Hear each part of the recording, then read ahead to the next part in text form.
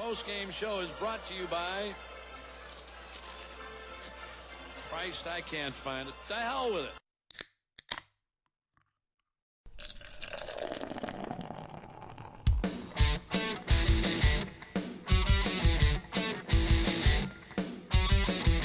Let's try our best to make it a simple in-and-out procedure.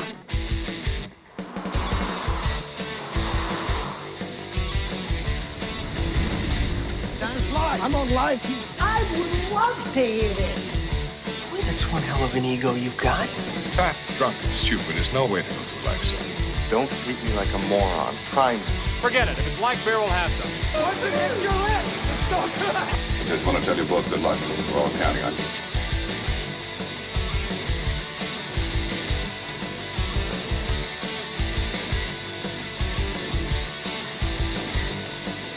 Alrighty, here we are. Welcome. Yes. We are back. Welcome. Hello, Brian. Hello, Michael. Hello, everyone. We are just Mike and I today. No Yeah. Nick, unfortunately. Yeah. And sorry we run a few minutes late, just because we were having some weird technical issues, but we figured it out. Mike figured it out. I just sat here and just looked at my beer for the last 10 minutes, being like, "Can we start? Can we start? That's it. Like, That was the way Nick was. I think it was the first show that he was on. We were just sitting there chatting. And he's like, "All right, when are we gonna open the beer?" yeah. So typically, what happens is, we do this from Mike's house. Nick and I arrive before we can even get down the stairs to Mike's basement where we filmed this. Nick cracks open a beer and then basically starts saying, "How many can we have before we start?" And I'm like, "Well, that's we're not breaking tradition necessarily, but we do try to preserve some of the drinking for the show." Yeah, exactly. So- you need to present. You gotta learn how to present. Yes. That said, it's a lot of fun with Nick. We miss him today. So, Nick, if you're watching at home, we love you, bud, and we'll have you on the next one. Absolutely. Yep. Yeah. But anywho, here we are. So it was. So we'll get this out of the way too. We had planned to do this show, the last show that we, so this was like a few weeks ago. The last show we talked about doing the show this date. Right. And we were set and we set it up and we were like, this works for everybody, and we set it up. And I guess it was, what was it, Tuesday? It was basically, I think it was the day after. It was the day after Game 4. Mm-hmm. Or no, I'm sorry, day before Game 4. It was the day before. It was after the day after Game 3. Yeah. Once we realized that the I texted Brian. I was like, Game 5 is on Saturday. Yeah, like there was definitely going to be a Game 5 because the Spurs had beaten the Knicks in Game 3, so it's like it's definitely going 5, and it was going to align, with the game tonight. Yeah, and it's like, we're fighting for the viewership that we have. Yeah, it's not gonna happen. So I'm not going head to head with the Knicks. And on top of it, it's like we'd like to watch the game too. Oh yeah, and it's like, yeah, we can have it on here, but then it's like, would we even be paying attention?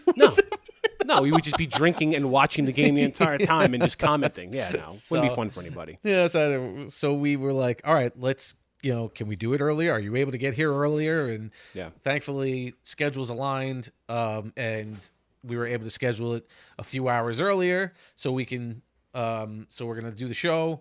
We're gonna drink the beers, and then we're gonna sign off, and then go watch the game, and hopefully watch a Knicks championship. That's it. That's the goal. Hi. It's early, so the kids are out, and they are, Yeah, so normally when we around. do this at Mike's house, as most of our viewers know, we start somewhere between 7 and 8 most nights. Yeah. Which is right around the bedtime for the children, give or take. Yeah. This is not bedtime. No. This is dead smack in the middle of, like, let's go hour. Yes. So, but it's always great when the kids pop in. It's a llama with wings and a horn. It's a llama corn. Yeah. Yeah. But with wings. With wings. Yeah. Okay. So it is. I mean, it is so exciting. This that the Knicks are one win away from a championship in the last 50 years. So yes, it's like, I mean, so for me personally too, I've always the Knicks have always been the team that I've rooted for in the NBA. But I really fell off watching basketball or professional basketball after like the strike in, I think it was like 96 or something like that, 97. Something like that, yeah. You know, and I would watch games here or there, but like not, I used to watch them all the time. But I mean, that was like, you know, that was back in the day with Shaq and Jordan and Barkley and like all those early to mid 90s greats teams.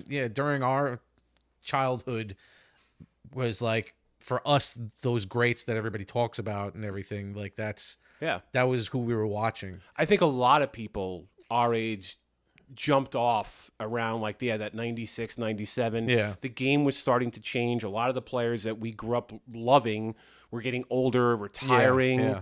And I think just for whatever reason, it just, not to say that I completely lost interest, but I definitely, I'd say from like 2000 to like, you know, probably the last 20 years, if I'm being honest. Yeah. I casually watched, and I didn't intently watch the way I used to. So I'm saying I used to watch them all the time. It was, you know, it was just one of the sports that you constantly watched. And it also helped that they were freaking good. And it was really cool. Yes, it was like, they were competitive. They had, and again, like I can't really speak against the elites of the game today and stuff like that. But it's just like the only things I remember were the rivalries back then, and like the video games that came out were all about those rivalries and stuff. It's like everything was, you always like, you knew like all the matchups and everything, like, and when they started the was it the basketball game? I think the first one was Lakers versus Celtics. Mm-hmm. So it was like each championship was named each year after the previous championship. So it was Lakers versus Celtics, Bulls versus Blazers, and it's like all these things, and like each. I always remember they always had each player had like a special move based on who they were. And it's like you had to figure, like it was always fun trying to figure out what their move was. And like Jordan did the under the hoop move where he would fake it to one side and then go under and throw the other, you know. I think Larry Bird had like the fadeaway three or something like that. Like, you know, it was just something ridiculous. And all these guys, so I mean, that was the era that I remember watching, and I could never get back into it. Like when people were talking about like LeBron James as being like the greatest ever too, every time I watched him, I was just like, I don't get the same feeling. I think part of that, I agree with you.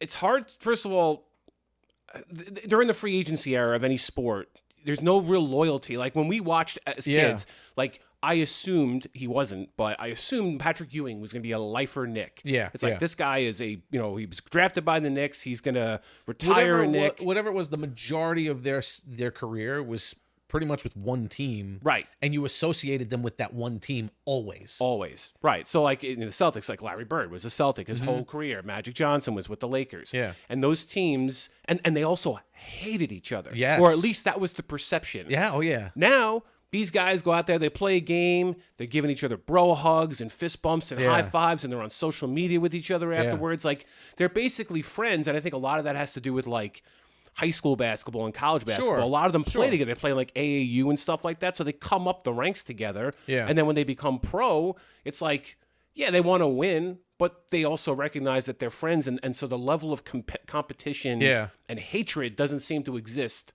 Or maybe it never existed when we were kids either, but you felt like they did. You felt like they hated each other. I mean, I think they've admitted that, like, during gameplay, they hated each other. Yeah.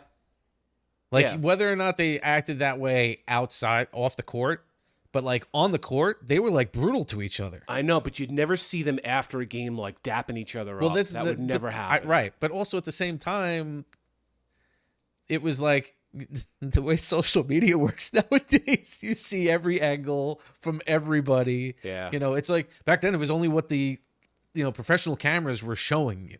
Yeah, that's true. So, yeah. So if there was a rivalry to be had, they were making sure that that's the way it was displayed. Yeah, I guess now, not to say it was a contrived rivalry, but I guess it's, But like, even if they were like, friendly or whatever, you never really saw it. No, they had a story to tell. Yeah. And that is a part of professional sports and broadcasting is creating a narrative around the game. And I feel like it really made it interesting to me. Like, it was just, I had a lot of fun watching those guys back then. Yeah, me too. Me too. And then something changed. I think really, not to say that like the things we just talked about don't matter. The Knicks sucking for 20 years. That doesn't help. Did not help at all. That didn't help. You know, like if you are, I know that the Nets exist. Yeah, no. I mean, you know, but yeah, exactly. Exactly. They're not doing that great either. They're not. And if we're just being honest, in my mind, they will always be the New Jersey Nets. The New Jersey Nets. And I watched them for a little bit only because Kerry Kittles was on their team, and he was a huge Nova guy, and he was amazing on Nova. So, you know, we would watch Kerry Kittles play in the NBA, which was really fun. Yeah. The thing was, is he got outshadowed by Alvin Iverson because it was like the same year that he was drafted in.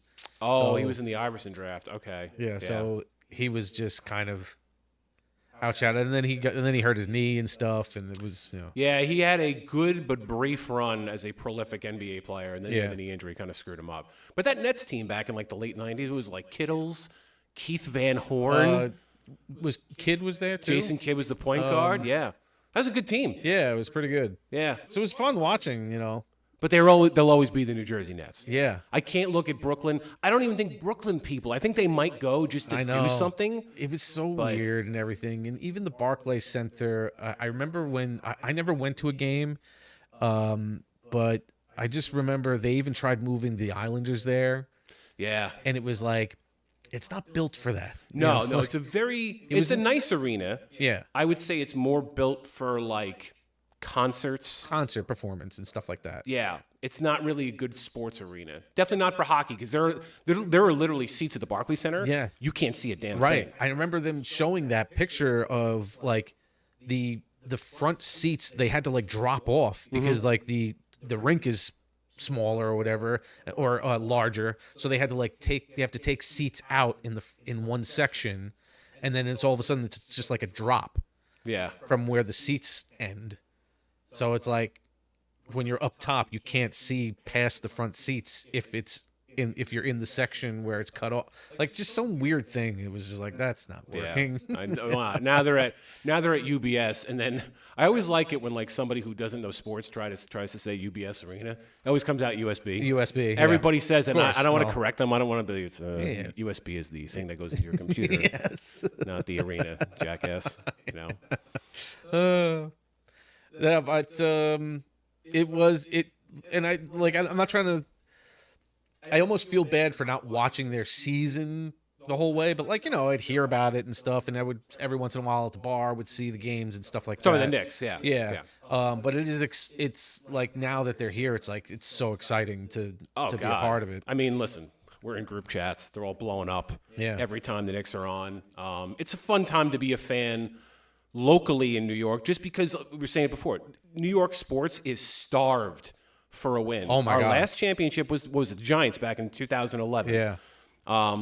Which I'm not saying that's like super far away. That's 15 years ago. I don't want to put down certain, you know, towns across the United States too who haven't seen one in like 100 years. I know, you know I know.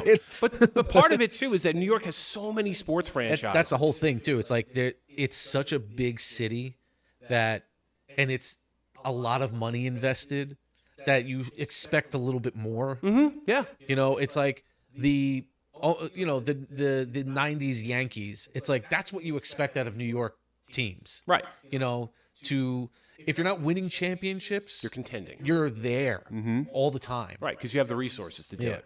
Right, and then you get pissed if you're like, you come in like goes back to our conversation about the Mets a couple episodes ago about how they basically decided to take the cheap route with a couple of their players, and you're like, you have probably the richest owner in professional sports. Why are you bargain hunting for your players? Yes, you don't need to do this. This is like, these franchises are shopping at the Dollar General, you know, like right. Right. Steve Cohen could create a player in a lab. Go get the Incredible Hulk or whatever and put a bat in his hands. You don't need to take the route of going out and getting a guy that's hitting 220 and hope that he hits to 240, you know? Yeah. That was the whole – so and that is basically every sports franchise in New York. The only thing is with the NFL, obviously, there's a salary cap. There's a little bit more restriction there. Yeah. But there's not necessarily the same in basketball. I think there is a cap, but it's a little bit different with basketball and baseball. I feel like that's been the talk of the town, too, is, across sports, the caps or the even the bottom. What is it? They have to spend at least a certain amount or whatever. They have a low shelf or something like that, whatever they call it. Yeah, I forgot the name of it. And it's like, that's crazy too. I mean, I kind of understand that because, if you're going to be part of the professional sports, you want to at least show that you're, investing into your team. Oh, yeah. At a minimum. You're going to ask fans to come to your games and pay for all this crap. Yeah. Put a respectable product on the field that has a couple of names on it that somebody recognizes. Yeah. Not everything needs to be the Moneyball route. But to your point, though, the idea of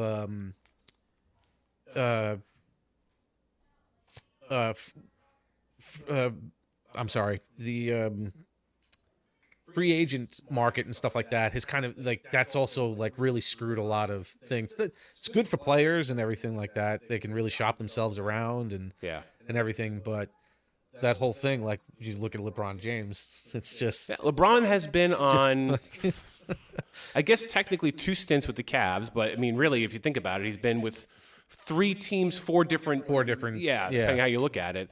And he's considered to be one of the great players of all time versus Jordan, who, I mean, I know he was on the Wizards at the very end, but but we're talking about that was also washed, after he retired and came back. Right. He was practically like player and it was coach. and it was almost like even the Bulls were like, all right, let's not do this. Yeah, really. It was, washed Jordan was not in their cards anyway. And he was just like, and I think at that point in his career, he was looking for to basically end somewhere and then maybe, like he did with the Hornets or whatever the hell they're called, take an ownership stake in a team. So I think that was more of his focus at the time. And I think that he probably saw the idea of transitioning over to baseball was like, that's not how I want to end my sports career. No, that was bad. No. The Jordan baseball thing was really weird. Listen, I give him credit. He wasn't horrible for what he was. No, I mean, he's an athlete, Yeah. Yeah, I think he hit maybe 200 and a buck 95, something like that in the minors, which, I couldn't do that. Yeah, so good for him. Sure. But it looked weird watching Michael Jordan swing a bat. It looked like a basketball player taking a swing. Yeah. Exactly. He's athletic, so it didn't look too goofy. And I think he did play baseball growing up. He had some background there. No. But I mean, you were a generational basketball player. Probably the most well-known basketball player of all time. Yeah. And it's like, end your sports career as a minor league baseball player. Yeah. It's also one of those things where I think he was so good at basketball that he was probably like, I probably could be good at anything. Yeah. And somebody wanted to be like, Michael, it's a little different. It doesn't really work that way, Yeah. just because I'm... He wanted to take the Bo Jackson route. Right. Mike knows baseball. No, that's not. That's those people are few and far between. It's like, all right, Mike, you're a good software engineer, but that doesn't mean you're going to be a good chef. You know what I mean? Like, maybe hire a guy for that. Right. So that's all it is. It's just kind of he just kind of he must have just gotten bored with the sport, wanted to try something else. I applaud him for that, but it was weird, and I'm glad he retired a basketball player. Yeah, basketball. Yeah, exactly. But to what you were just saying before, I do wish we'd get back to a point where there wasn't so much free agency and jumping from team to team because it's hard. Like, I know we buy them, but I'm reluctant to buy jerseys anymore. Yeah. I was going to get a Dexter Lawrence jersey a couple of years ago, and then that guy stopped showing up to training camps. Yeah. So it's crazy. Just I think most of the time, whenever I buy a jersey, I usually buy a blank one. Yeah, no name on the back kind of a thing, yeah. Because I'm like, just imagine if Jordan never left. Yeah, that was the other thing. The Bulls were basically on a historic, prolific type of run with him, and he was just he kind of was taking the Barry Sanders route of I'm up on done. top. Yeah. I feel like I've done all I can, or all I'm going to accomplish at this point. Mm-hmm. But still, I mean, they were so much fun to watch, those teams. Oh, it was great. And even though the Knicks were losing most of those games. Most of them, yeah. It was still fun to watch those Knicks-Bulls series. It was exciting to be like, Jordan's coming to town. Yeah. You Jordan was a spectacle. Yeah. Yeah.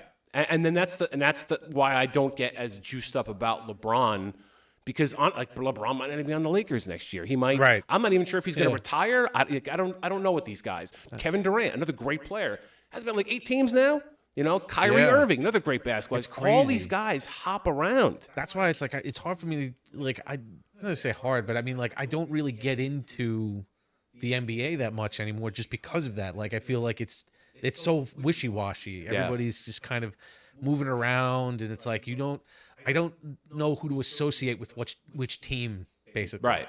I'll also just say this. I think this is a reason why the Knicks as a team right now, I think are actually liked outside of New York a little bit, because it's a bunch of guys a bunch of them, not all of them, but a bunch of them who played together at Villanova, who somehow through Leon Rose, the Knicks GM, got brought back together. They all genuinely seem to like each other. Oh yeah. I think the only guy that I'd like to have with them now is Dante DiVincenzo. But outside of him, they're all gelling with their other players and teammates. So it feels more authentic than other teams. It definitely does. It's nice, but that's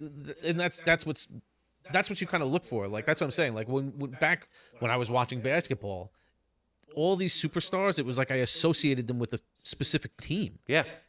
So it was like whenever you heard a certain team coming to town, you're like, oh, Shaq's coming to town, Barkley's coming to town. Like, it's like all these. Yeah.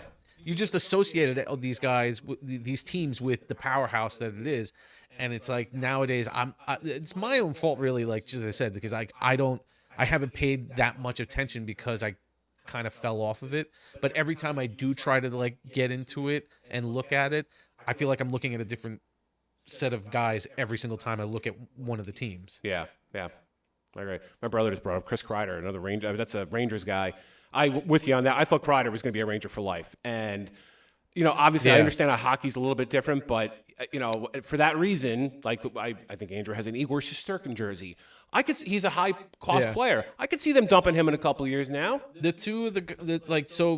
two jerseys that I have that have names on them, I basically got them near the end of their retirement. So it's like I got Eli Manning and David Wright. Yeah, guys that you knew were likely to retire. Yeah, with those franchises. Yeah, that's a safe one. Or they have already made themselves like this was their team, even if they wound up leaving or whatever. That was their team that they made their name on. Yeah, I guess for that reason too. Like, I could go back. For Giants, for example, right? Hard to get Lawrence Taylor. For obvious reasons. Lawrence has had sort of a checkered past. Mark Bavaro is one of those like legacy jerseys. You get Phil Simms. Yeah. Eli, you can obviously get. Every once in a while, you see some random jersey like a Hakeem Nicks or something like that out there. But that's probably the safer route to go. A guy who's been established, who's no longer in the game, and you could walk around the jersey and be like, oh yeah, I love that guy. Yeah. Not somebody who's on the team now. Gentry, right, with the Major League. By the way. Can we open this beer? Yes, let's get going. All right, so we've been talking. We'll keep going with the Knicks and everything because that is the hot topic of the day. But let's get into this. The beers that we are drinking today. We are drinking beers from a place called Harbors Brewing Company in Huntington Village, New York. It is the brewery itself. So it's like right in the heart of the cute little part of Huntington. It's the setup was really amazing because it's not like the parking lot is very, very small, but then right beyond that is an open area outside where they have a tent set up. They had live music. This was 4:00 on a Saturday. Yeah. They had a live band already playing there. People were out dancing, and the bar itself was packed with people and stuff. And they were hopping. It's Saturday at 4:00. So that's awesome. It was pretty cool. And it was very nice. It had almost like a boathouse type feel to it. And I think that's kind of what they're going for. Yeah, you can see their logo. It's very if you look at their logo that we have up on the screen, it's like that lighthouse kind of look. They've been around almost 10 years too. Established 2017. Wow. Yeah, and it's it was very nice, and the people were great. I had spoken to a Frank on the phone who I ordered the beers from, and then Joe at the bar is the guy who helped me out, who was pretty darn awesome. So they just hooked us up with a few different beers, a few different choices that we will be getting into. So the first of which. And the other thing too is that this bar, this brewing company, they're very big. The family that created it has a a few golden retrievers, dogs. So that's kind of like their theme for a lot of their stuff. Is if you look at their site with all their pictures and stuff, it's all these pictures of the golden retrievers, which is really very cute. Very, very. It's really adorable. So the first one that we're going to try here is Cold Spring Kölsch Buddy's Golden Lager. Kold with a K. Yeah, Kold with a K. So the description that they have on their site is, let's see. Kölsch traditional German straw-like color. This is a wonderful, subtle, and easy session beer that is low in bitterness and light in body. Expect broad, sweet flavors and a light, grainy malt character. It is slightly dry, while not as sharp as most lagers. Enjoy a brilliant but soft finish. ABV 4.8. Okay. I'm very excited by low in bitterness. That's the one thing I don't like about any beer is bitter beer. Yeah. It's the worst tasting thing ever. So Like I I'm said, we excited by brought that this. up before, that like a lot of IPAs have that kind of a taste to it where it's very, very bitter and you feel like you're chewing on nature type of thing. Yeah. Yeah, I don't want to I don't want to taste Not the IPAs that earth. we've had really, but like I feel we've talked about this before. It's more of like the larger scale breweries that processed IPAs. The ones, the one. Yeah, Hi, Vincent. I want to say hi over there to Hey, buddy. So let's get into this. Let's try out our first beer from Six Harbors Brewing Company, the Buddy's Golden Lager. All right. For anybody who watches this, I usually screw this part up pretty badly. So let's let me get my finger on it so I don't do this. All right, 3, 2, 1. Nice. Zero spillage. Nailed it. It's gonna be that means the Knicks are winning tonight. All right, I'm just saying it right now. If I can pour a beer without it just exploding all over me, that's a good sign Good for the sign. Knicks. Good sign. Probably just jinx them. I'm gonna lose by 28. See if I do. The pour's pretty good. Okay. This is a beautiful looking beer. Wow. Even the smell of it coming off right now. I don't know if I like literally from a good foot away from my nose, I'm getting a good whiff. I didn't get much head on this one, but No, me neither. Yeah, it kind of just fizzed pretty quickly. you got a pretty good one though. I still have a little bit left in there. Yeah, me too. Me too. So maybe It's nice. yeah, extra beer. I'm Yeah, not absolutely. complaining. This is really pretty looking though. Very. It's a nice golden. It really is golden. with the bubbles and everything too. Yeah. Yeah, this is super, super nice looking. Her name Bubbles. All right, you let's ready? try this. Cheers. Cheers. Six Harbors. Definitely not bitter. Not at all. It does have like a sweetness to it, but not like a fruity sweetness. They nailed the description on this. Yeah. Like literally they know their beer because that is not. This is a delicious taste. Yeah, if you're a lager guy, this is up there. Absolutely. Definitely one of the best lagers we've had. Listen, let's be honest. We haven't had any bad beer. I know. Every time we taste one of these, we're like, wow, this is really good. And I feel like we're not trying to like blow smoke. Like all the beers that we've tasted have been so good. And it's funny too, because like I'll go to certain, I'll go to like maybe a microbrewery or something like that. And I'll try one of the random beers that are on there. And I'll be like, right. I don't think I'm going to have that again. I feel like every single beer that we've had, I'm like, I totally could drink this again. Absolutely. Now, obviously, the IPAs are a little bit hoppier, so some of those were like, I can only have a couple of those before I'm going to pass out. The 8 to 9. Yeah, but they're all tasty as hell. They're very, very tasty. Yeah, no, we've not struck out on and anything. I love the different like colorings that we've gotten too. We've gotten some darks. We've gotten like thick, malty shake looking ones, and very crystal clear light. This is a very pure golden one. I would say very golden looking lager. It's very, very nice. A little darker to lighter from top to bottom. It's got a good, like, nice beer taste smell to it too. Like, like a good, like. This is one of those beers you could drink in volume. You could have this for a while. It's not super high alcohol. 4.8 is very, very good. Yeah, good stuff. All right, so Six Harbors, and what was it? The hell was it? Cold Spring Kölsch, Buddy's Golden Lager. Buddy, I'm pretty sure is a dog there. Yes, yeah. If you look on their site or whatever, the description had the picture of one of their Goldens up up at the bar, looking longingly at the at the glass of beer, which is nice. Buddy was just as thirsty as we are right now. Yeah. So this actually, if you look at the can here, this actually says 5.2. So it's probably the way they brewed it. It probably wound up being 5.2. I wonder how you measure that. We never talked about that. How the hell do you measure the ABV? We have to get a brewmaster on, basically. Yeah. Do we know any brewmasters? We did. Remember at over in Freeport. Brian. We got to connect. We got to get him on. It's so unfortunate that they had to close down and everything. I know. That was such an unfortunate situation for Brew SA. That was a great spot. It really was. For cornhole, for beer, for friendships, the whole thing. Yeah.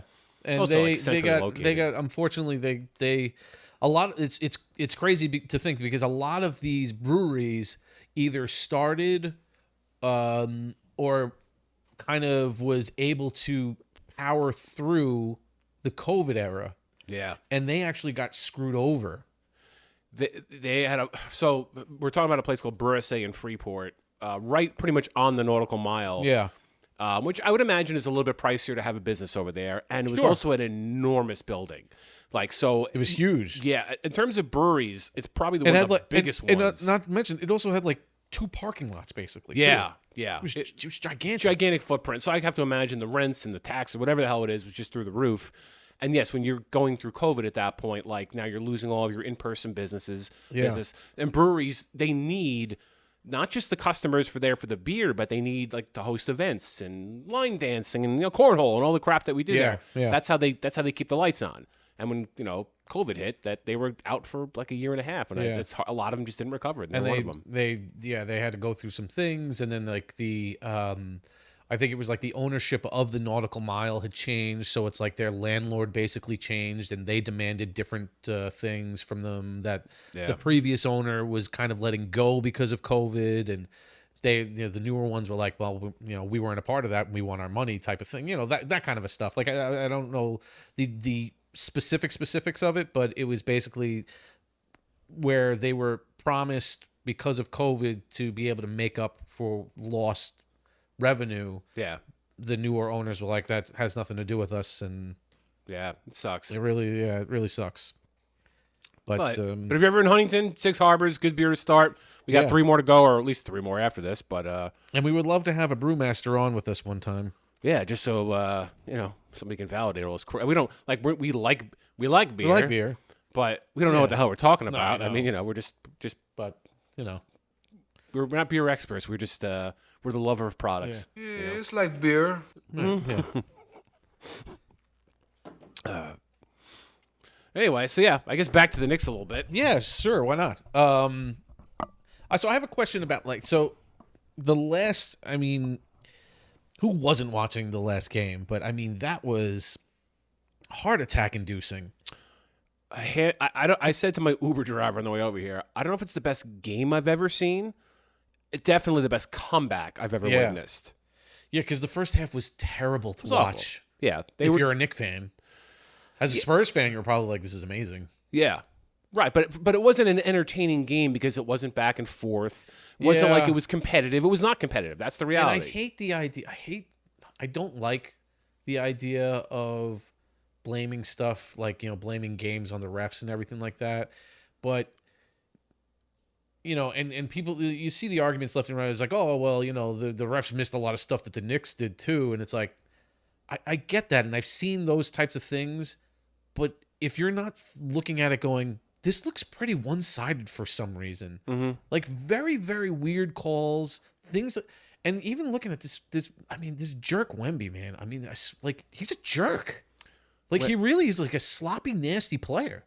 He is. I would also just say, some people have said it's because he's European and they play a different brand of basketball. What? I'm going to try to end people's careers type of thing? What are you doing? So one of the plays, there's a few of them that Wemby have that have been very questionable. Yeah. There's obviously the one where he literally with 2 hands grabs Brunson and just throws him. That's the one that they did not. He was if he wasn't 7'5", he would have smashed Brunson's head into his face into the floor, basically. Yeah, that's how far down he pushed his head. It was a very aggressive grab and push. It was very, very, very. And weird. the thing about it is that the NBA reviewed that and still determined it wasn't a flagrant.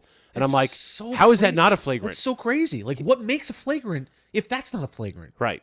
And then the second one that I'm sure you've seen this play too from the other night, he's going to set a screen for somebody, and it literally looks like he wants to just karate kick Anunoby's leg, and he missed it for some reason. Like, it's a very strange maneuver he made towards Anunoby. Like, he raised his one leg that was going towards Anunoby and, like just missed his Achilles, basically. Yeah, it looked like an intentional, like karate kick down on his leg that he just whiffed on. Yeah. And if he makes contact with that leg, Anunoby's out. Yeah. And that whole thing never happens at the end. So it does call into question what was his intent there.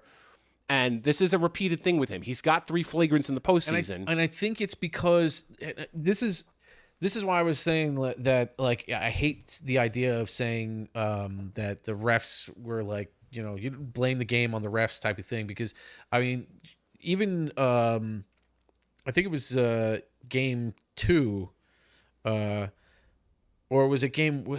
No, it was game 2 where I was saying, I was like, it looked like the Knicks were playing both the Spurs and the refs at the same time. Like, they had to like battle both of them. And it was like crazy. Every possible call. And what happens is the Knicks looked crappy in the first half because every call was going against them, and the Spurs weren't getting really much of any calls, and it gave them the momentum, and they were just hitting everything after that. So it was like luck was completely on their side, and the Knicks had none of it. And then it's like Wemby felt like, I could get away with anything that I want right now because no one's calling anything on me. And, it's like that was like the mentality. Yeah. And that's dangerous for those types of things. It is. I think the refs let a lot go. A lot on Wemby, too. But I would just say in general, the Spurs were playing by the end very aggressive. Yeah. And defense. by the end of the game, they started to like even it out and started to like make those calls. But then you noticed that it just felt different because they weren't being like, it felt like the Knicks were trying to tiptoe around. Like, I don't know what to do because every time I try and do something, I get in trouble. Yeah. Yeah, there would be limited contact around the basket with the Knicks defending the Spurs, and they'd get called for a foul. Meanwhile, Brunson crosses half court, and he's basically getting dry humped on the other side. I'm like, what is going on here? I'm like, this is not defense. They are bodying Brunson. And I love that people are like, play. oh, Brunson, he's doing the falling and all that kind of stuff. And I was like, do you see what he's like barreling his way through as if it's like a football play, right? On like every he's throwing he can't just to create some space. Brunson is throwing hip checks with every possession. It's like he shouldn't have to do that. These guys have their hands and their body all over him, and we're not talking about somebody just playing defense where they have like their hand on put his your hip hand on it, whatever. No, they're like they are on him and against pushing him, like their every hips are up possession. against him. Yep. It's crazy. To my brother's point too, there is this theory out there, which I don't think is totally untrue, that there is. So like obviously Wemby, for a lot of reasons, he's very young. He's a freak of nature. He's 7'6". He's an amazing athlete. So he's a 7'6" guy that can dribble, shoot, he can pretty much do everything. So the NBA wants him to be the face of the NBA, and so I think they're desperate to make that happen to some extent. And so they protect him. I also think the NBA doesn't know how to officiate him properly because he's such a weird amoeba-like body, and they haven't figured out the right way to call things on him. You know what? It's simple. Call fouls. Like, you know what I'm saying? Like, because a lot of it is blatant. Mm-hmm. Like, when he does if you get away with, like, reaching in and here and there and stuff like that, it's like, that's one thing. But it's like, the guy looked like, when you look at these replays, you're like, he's flat out attacking people sometimes. And you're like, how are you letting that go? And even under review, you let it go. That's the one that got me, was the reviewed play where he throws Brunson that the NBA decided, nope, that didn't rise to the level of a flagrant whatever it is, and so that's not. And I'm like, how? What did you see there that you didn't decide, nah, that's fine. Yeah. There was no intent there. It's like he threw the guy. Incidental? Incidentally grab the back of his head and then literally shove it down. It was like the only thing I'll give him a little bit of a pass on He's a big dude. He's got big arms. I could see him throwing an elbow inadvertently, which he has done, or like if he swims his arm a certain direction. I was surprised he got that flagrant from doing the swim move on Towns. That was honestly, that's the least egregious thing he's done and gotten. Absolutely, I was like, oh, there's no way that's a flagrant. They upgraded. I'm like, whoa. Yeah. Now one of the reasons why I think that happened anyway was the fact that Mike Brown in post Game 3 in the press conference came out and said, we got a bit of a foul disparity, gentlemen. We have to figure this out. Like Mike Brown basically advocated for his players and said, this needs to stop. And so the NBA started to the refs started to call the game a little differently in Game 4. There wasn't as much of a disparity on the calls. In the beginning, there was. It seemed like that. It was. It definitely leveled out by the end of the game, though. I think the Knicks had more free throws. There were more, it seemed more fair by the end of the game. Doesn't mean it was perfect. No. But I didn't think it was as... I said, like, by the end, when you... the Knicks started to come back, and it was like kind of like coincidental that like the game looked like it was being called a little bit more fairly. Mm-hmm. Yeah, maybe. Maybe. Yeah. Knicks were playing better too. I don't. It's not all efficient. They were playing. But that's better. What my point was. It's like they like in the beginning. It's like they just felt like everything was going against them. So it's like now you're throwing up desperate shots and stuff, and you're just not finding that rhythm. So it's like luck is just completely against them, and luck was completely on the Spurs side.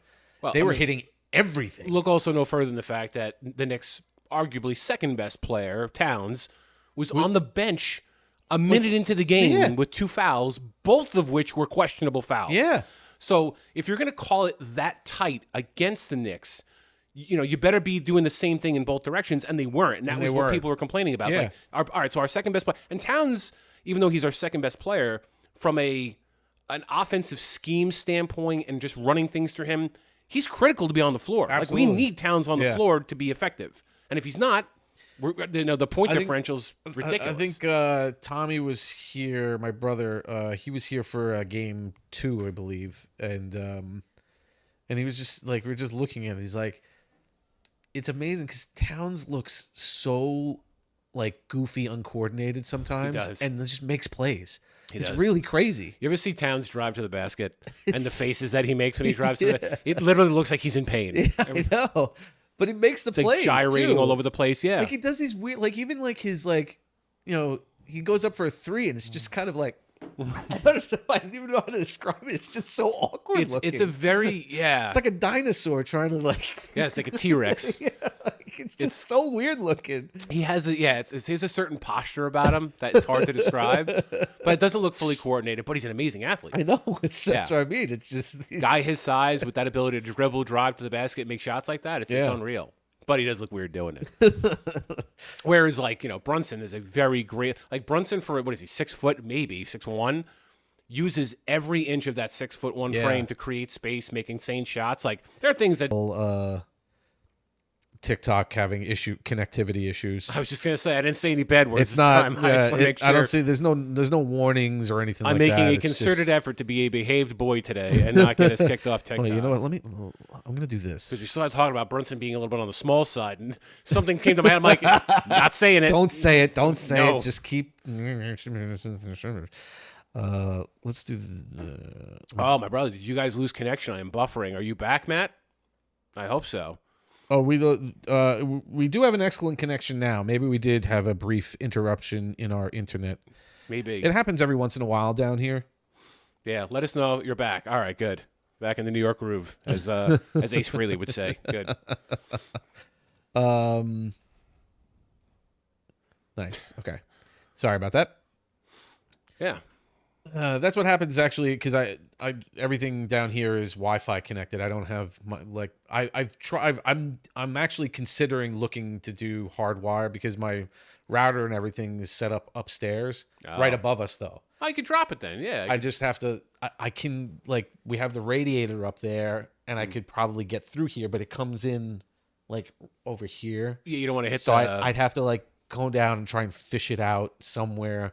I don't want to just keep drilling holes in the wall and stuff, but you don't want to turn this place into an IT center. Yeah, exactly. It has to look because I know for people who are at home, we're in a very specific section of Mike's basement, but there is a very domesticated section to our left. Yes, where the family can watch TV and play games and stuff. Yeah. And the more wires that gets run down here, it doesn't become. It's less like a home, and it ends up looking more. Yeah, like, I'm trying. I don't want it to be a complete mess. Yeah, which is actually funny because like in my control room and at work, for some reason we like the guy who does our IT doesn't use like the IT closet to set up like all the routers and everything like that. He started to set up the central hub convenient because I guess it was more convenient to connect the computers right next to it. So it's like when he started, it was like maybe a couple wires to connect, and then all of a sudden it was like, no, I got to connect this to the building upstairs and this floor and this floor, and then all of a sudden the corner of our control room is just a gigantic ball of mess. Yes, of like 150 wires going all different directions and like things coming out of the ceiling, and I'm like. I tried organizing it at one point because I was like, this is terrible. So it's like I unplugged things and plugged things back in just so I could feed them and tie them together so that it looked like at least a string of, clump of them that are going up in the same direction instead of scattered. And I did that, and it looked a little bit better. And then the IT guy came and started adding more stuff and unplugging it, and everything is a mess again. It's just like, I don't want that to happen down here. No, I understand. And what you just described reminded me like when Clark hands Russ the lights. Exactly. Well, not here. You can take care of that. Yep. Oh, yeah, but you don't want it to be like where you're Beverly D'Angelo and you're going down the basement. You see like the big string of things plugged into the wall on a. Yeah, exactly.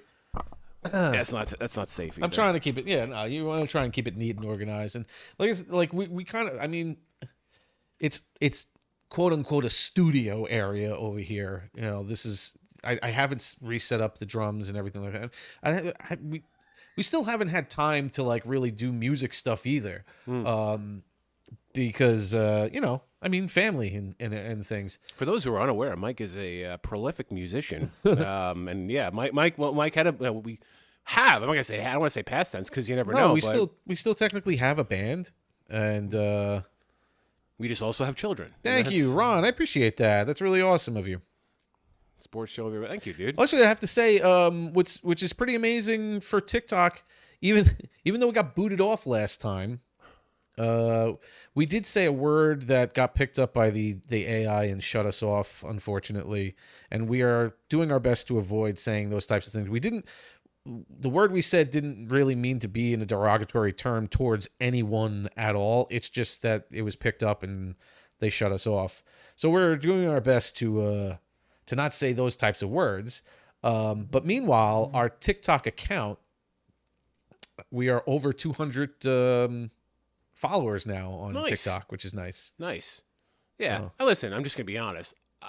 I'm still going to curse once in a while. Oh, yeah. No, cursing is one thing. Yes. It's just those specific words. If I make it through 4 hours without saying the word shit, something's wrong. Yeah, no.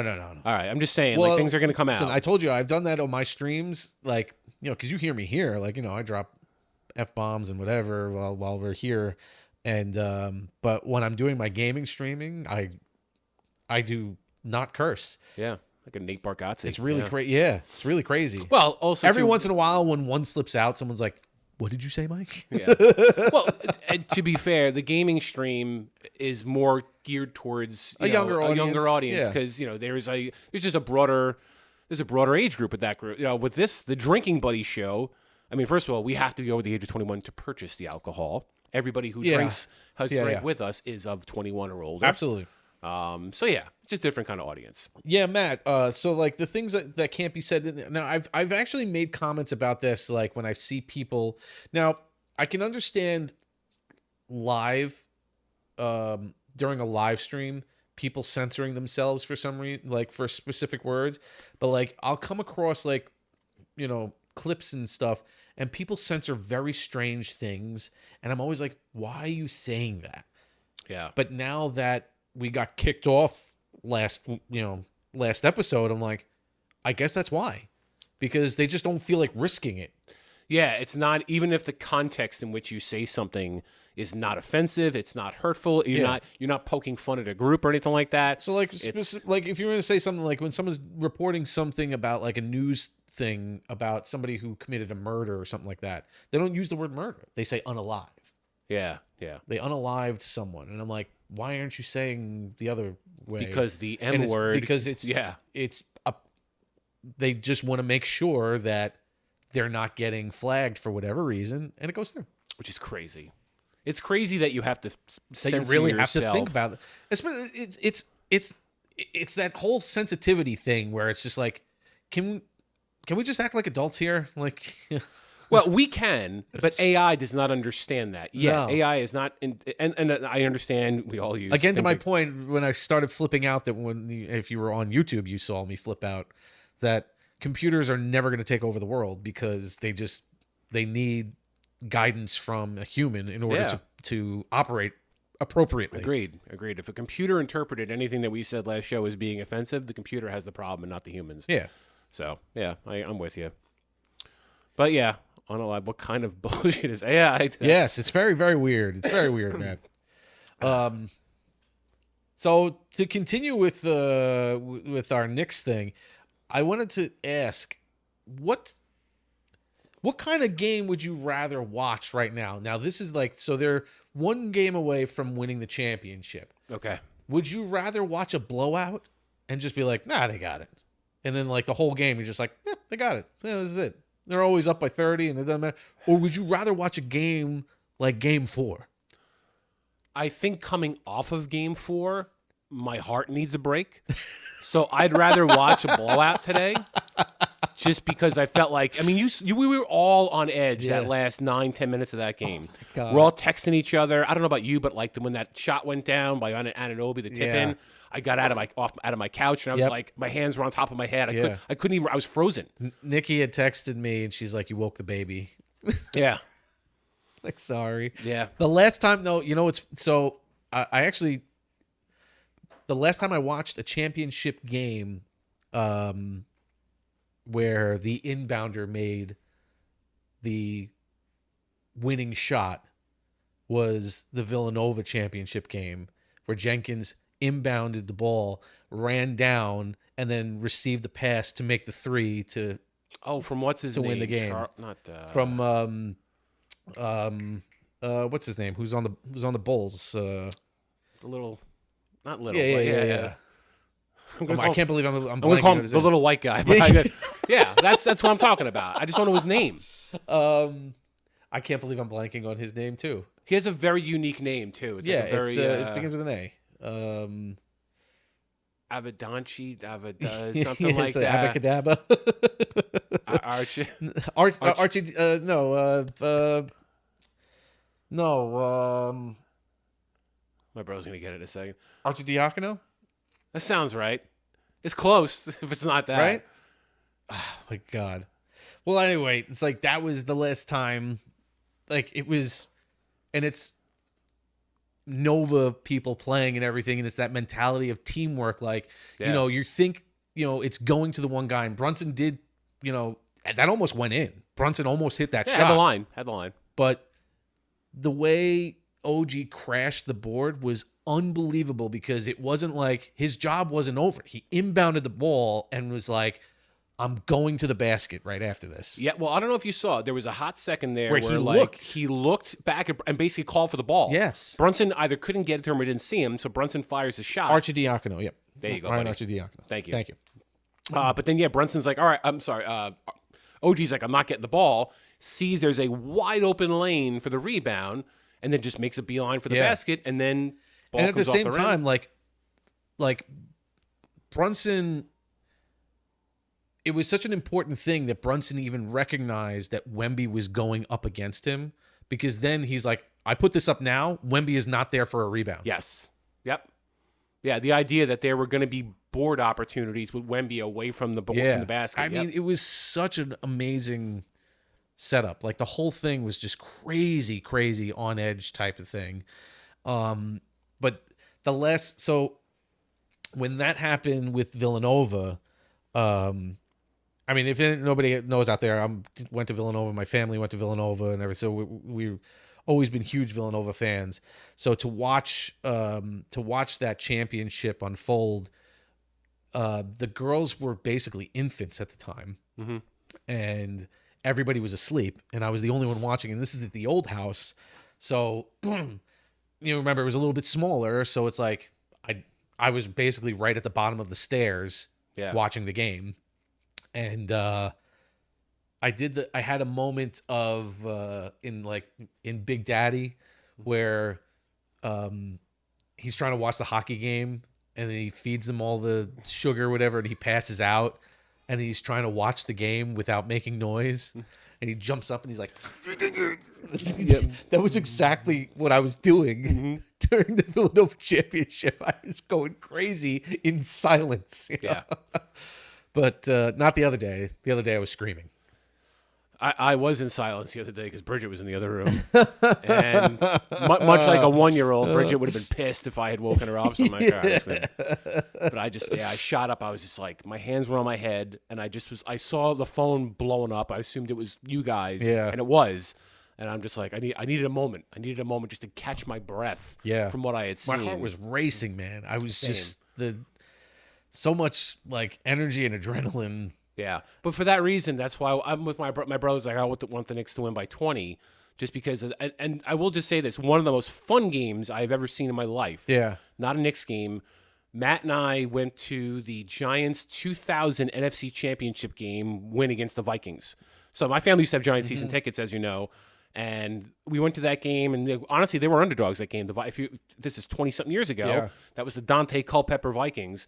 And the Giants were probably 7 to 10 point underdogs in that game. It was back when there was like natural grass at MetLife or whatever the hell it was, Giants Stadium back then. And the Giants won that game, won 41-0. It was the game wasn't even in doubt at any point during that entire thing. Yeah. Still one of the most fun games I've ever been to in my life because they were up 34-0 at half. We're like, we're going to the Super Bowl. Yeah. I'm watching the Giants go to the Super Bowl. I'm not anxious. I'm just watching them bludgeon the shit out of the Vikings right now. A very arrogant Vikings team, by the way.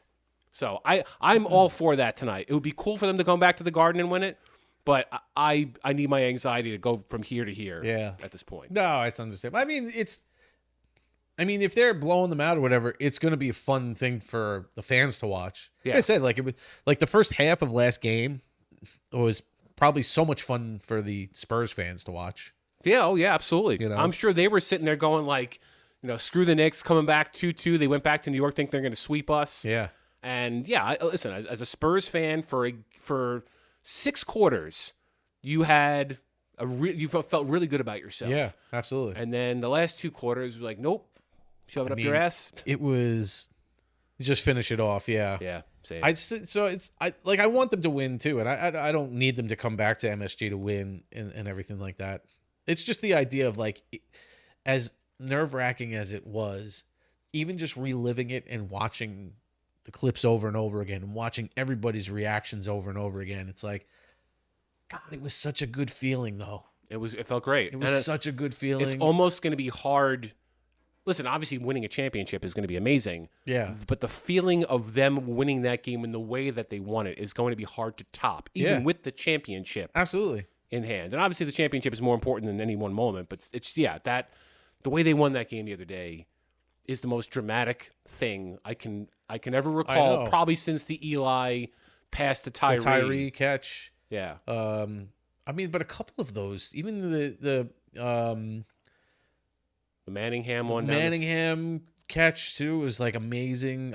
So it's like those moments were really great, and especially back then too was with the Patriots, being undefeated. That was such a huge thing. Yeah.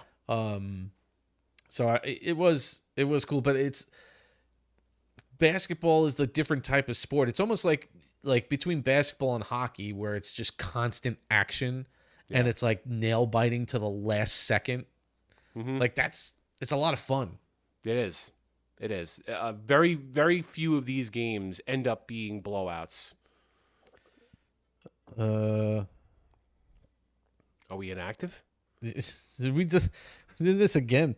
This is all right. I can't. You explain TikTok while I get her the beer. Nobody understands what goes on with. I can't explain TikTok.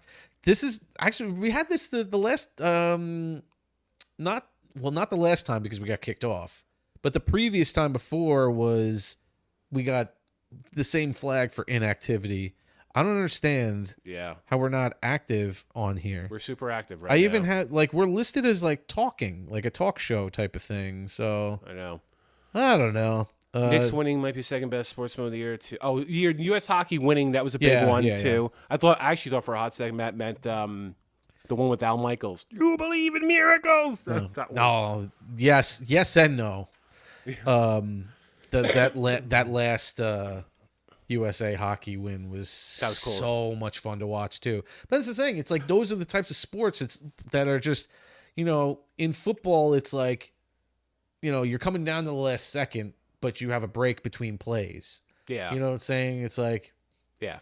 These are the games where it's like, it's just constant. It doesn't stop. No, just look at the last sequence of the Knicks game where, basically there's a play. Brunson goes to the hoop, ball gets swatted into the backcourt. Fox picks it up, tries to hit a layup. Bad move on his part. Anunoby blocks it. A lot happened there. I wanted to bring that up too. Let's get another beer and we'll talk about. Okay. Talk do you about this stuff. Do you have a preference on the next beer? I don't have a preference at all. So I'm making the call. All right. While Mike slams that down, I'm going to grab a beer. Mike's going to set us up for the next thing, which is, I guess, the De'Aaron Fox. Play. Well, I mean, I don't. You want to wait for me? I'm going to wait for you to talk about that, but we'll keep going. More beers from Six Harbors Brewing Company in Huntington, New York. They said it was a really, really nice place, and all the breweries, we haven't had a chance to be at every single brewery that we've acquired beers from. Most of them we have at least seen. There's a couple of that we've done where we've just kind of gotten them from either a distributor or however, whatever means we've gotten. Like when we did the one from Pennsylvania, which was I feel like we brought this up before and I keep forgetting the name of it. Oh man, so terrible.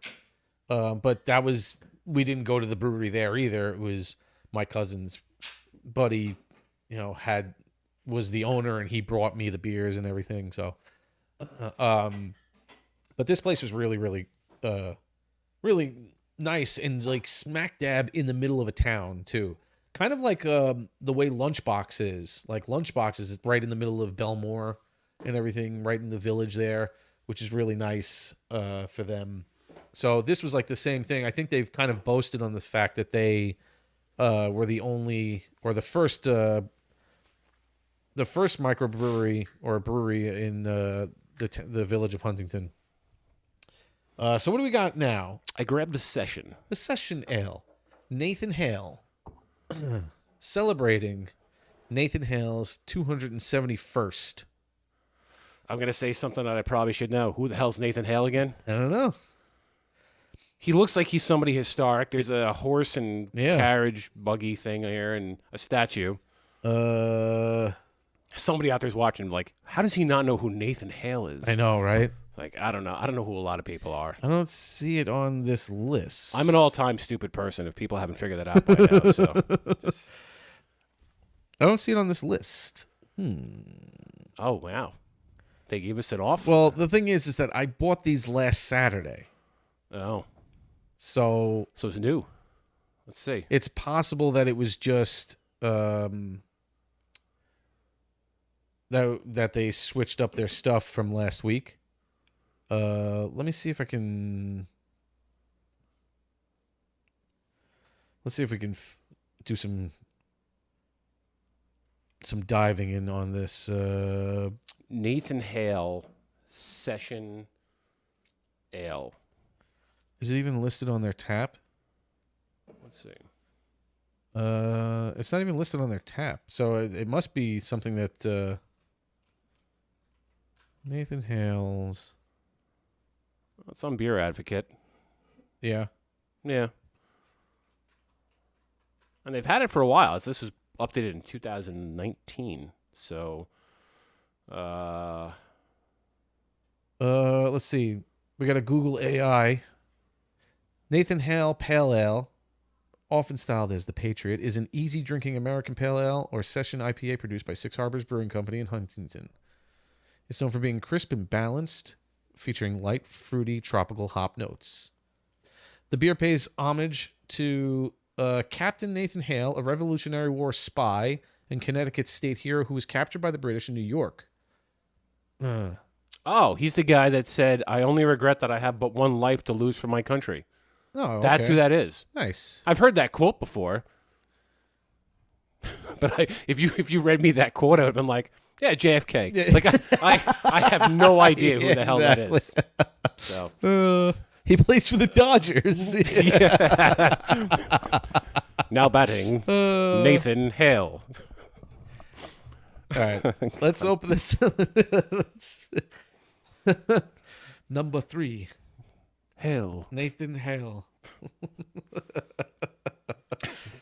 the outfielder. Everything's always better in the Bob Shepard voice. I know that you're a Mets fan, but the fact that you knew the Bob Shepard. Oh, but that's the Now batting, number 4, yes. Nathan Hale. Because I also love the way he said Jeter's number 2. Derek Jeter. It sounded like he had a bunch of marbles in his mouth when he said it too. Number 2. He was also the Giants like public address announcer Yes, for a long yeah, he time. was. He was. Brought down by Collins. Gonna go hit the head. Is it number 1 or number 2? Number 2. Who does number 2 work for? Thank you. Okay, ready? 3, 2, 1. 2 for 2. All right. No explosions in the face. All right. Here we go. How are we looking? I'd say similar color. Similar. I think it's a little bit hazier than. Yeah, the you're other right. one. You're right, because I can't see through it. It does have a similar Golden base color to it. Golden, but not as not as translucent. Yeah. Yeah, but in that golden aura. All right. So this is a 5.0. So just 0.2 more than the last one. Actually the other one was the other 5.2, right? 5.2. So this is lighter. A I little guess bit lighter. that's the session part. Yeah. Succession. I don't know. We have looked into that. There's like these Succession. different succession. I don't know. There's different ales. This is a session ale. All right. There we go. Cheers. Cheers.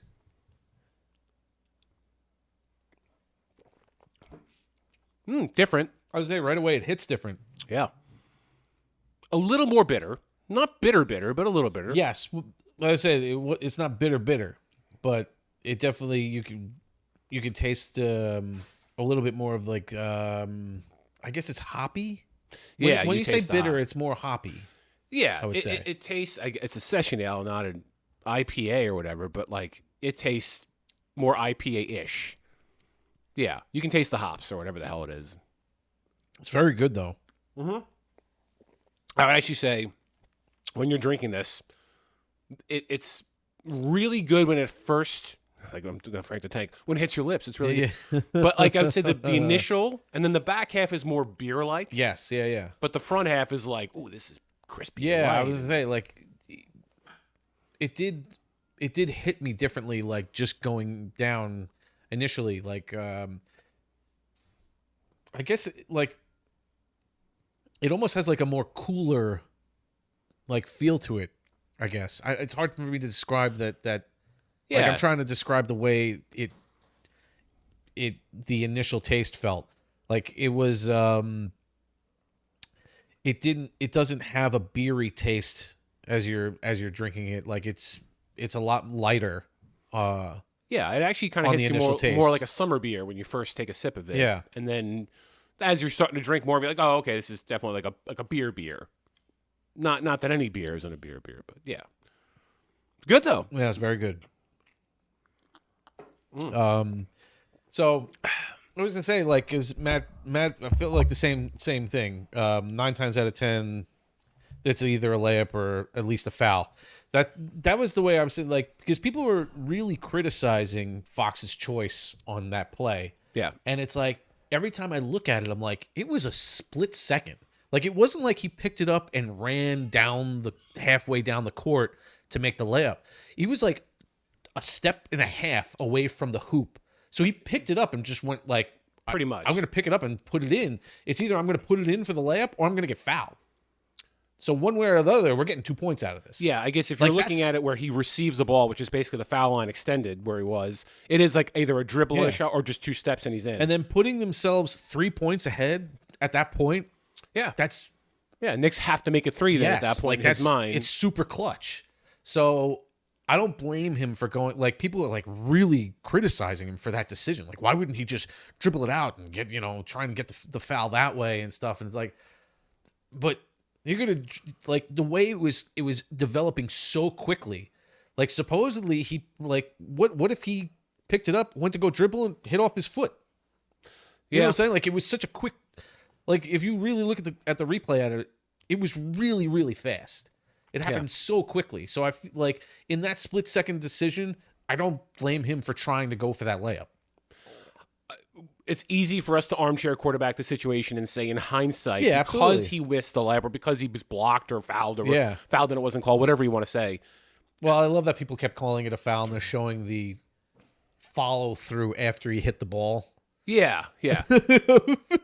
The ball his was arm, first and then he hit calmed the down ball and hits first. Yeah. Like you can clearly see the ball get hit up against the backboard. Right, and then he follows through and gets his arm afterwards. Yeah. Yeah, it is easier to say now with slowed down replay in that moment. Yeah, he should have pulled it out. Right. Obviously, based on how it turned out too. Because here's the other thing: nobody's talking about how bad De'Aaron Fox is if Anunoby doesn't tip that ball in and they win the game. And that's the other thing that Ron brought up too. That's like, who's thinking Anunoby's catching him? Yeah, that's the other thing too. Like it was such a hustle play. It was. I think he thought he had more time and space to make that. Like layup. if you look at when he already had a head start in sprinting forward after that ball compared to OG who had to turn around and make a break for the ball. So he was like way ahead of him basically in his mind. He's like, I just got to pick this up and put it here. And all of a sudden, nobody's right there. So it's very easy to criticize afterwards, but I mean, he doesn't see anybody in front of him. Yeah. He sees the ball and hoop. That's it. And when he picks that ball up, if you look at where OG is, he's a couple of feet back. Now, he doesn't realize that OG's full sprinting and, Fox is slowing down to get the ball a little bit. And try to control the layup. Basically coming at him full sprint at an angle. And so like the convergence of those two guys in that moment, you could look at it and say, not as bad as people are making it out to be. I think the bigger thing with De'Aaron Fox is that people looked at a lot of plays that he made down the stretch of that game and just said, this guy is... They should have... They did a lot... They did a lot of shooting earlier in the shot clock when they could have tried to extend it and stuff like that. And not great shots either. He had some bad shots. He had some bad where he was just dribbling out by But I think at that point, it was... I think they were all in shock because they thought that they had the game in the bag. Like they weren't even thinking that this was a thing. And then all of a sudden it's like they were in their own heads at that point because they're like, oh my God, like this is getting much closer. And now they're taking shots and they're missing them. And it's like, all of a sudden you're like, what's happening? We were making every single shot in the first half. I think at one point, I think they were like 10 for 11 from 3 or something like that. They were it was like, what the hell is happening? I know. And this was, by the way, if you watched them against the Thunder in the previous series, this was not a good shooting team. Like, they can shoot, but they're not that good. Yeah. So they were out shooting their normal... They were hitting everything. Yeah.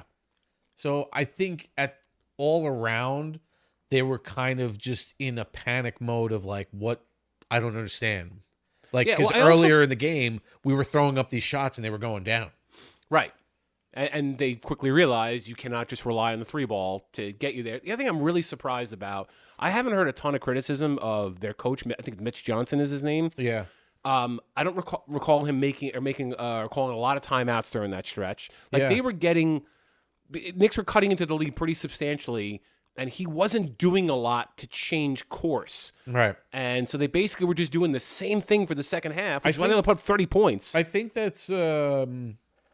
I think I heard. I think it was Craig Carton had said said he had heard, rumors or whoever was from like reporting from the locker room or something like that during halftime.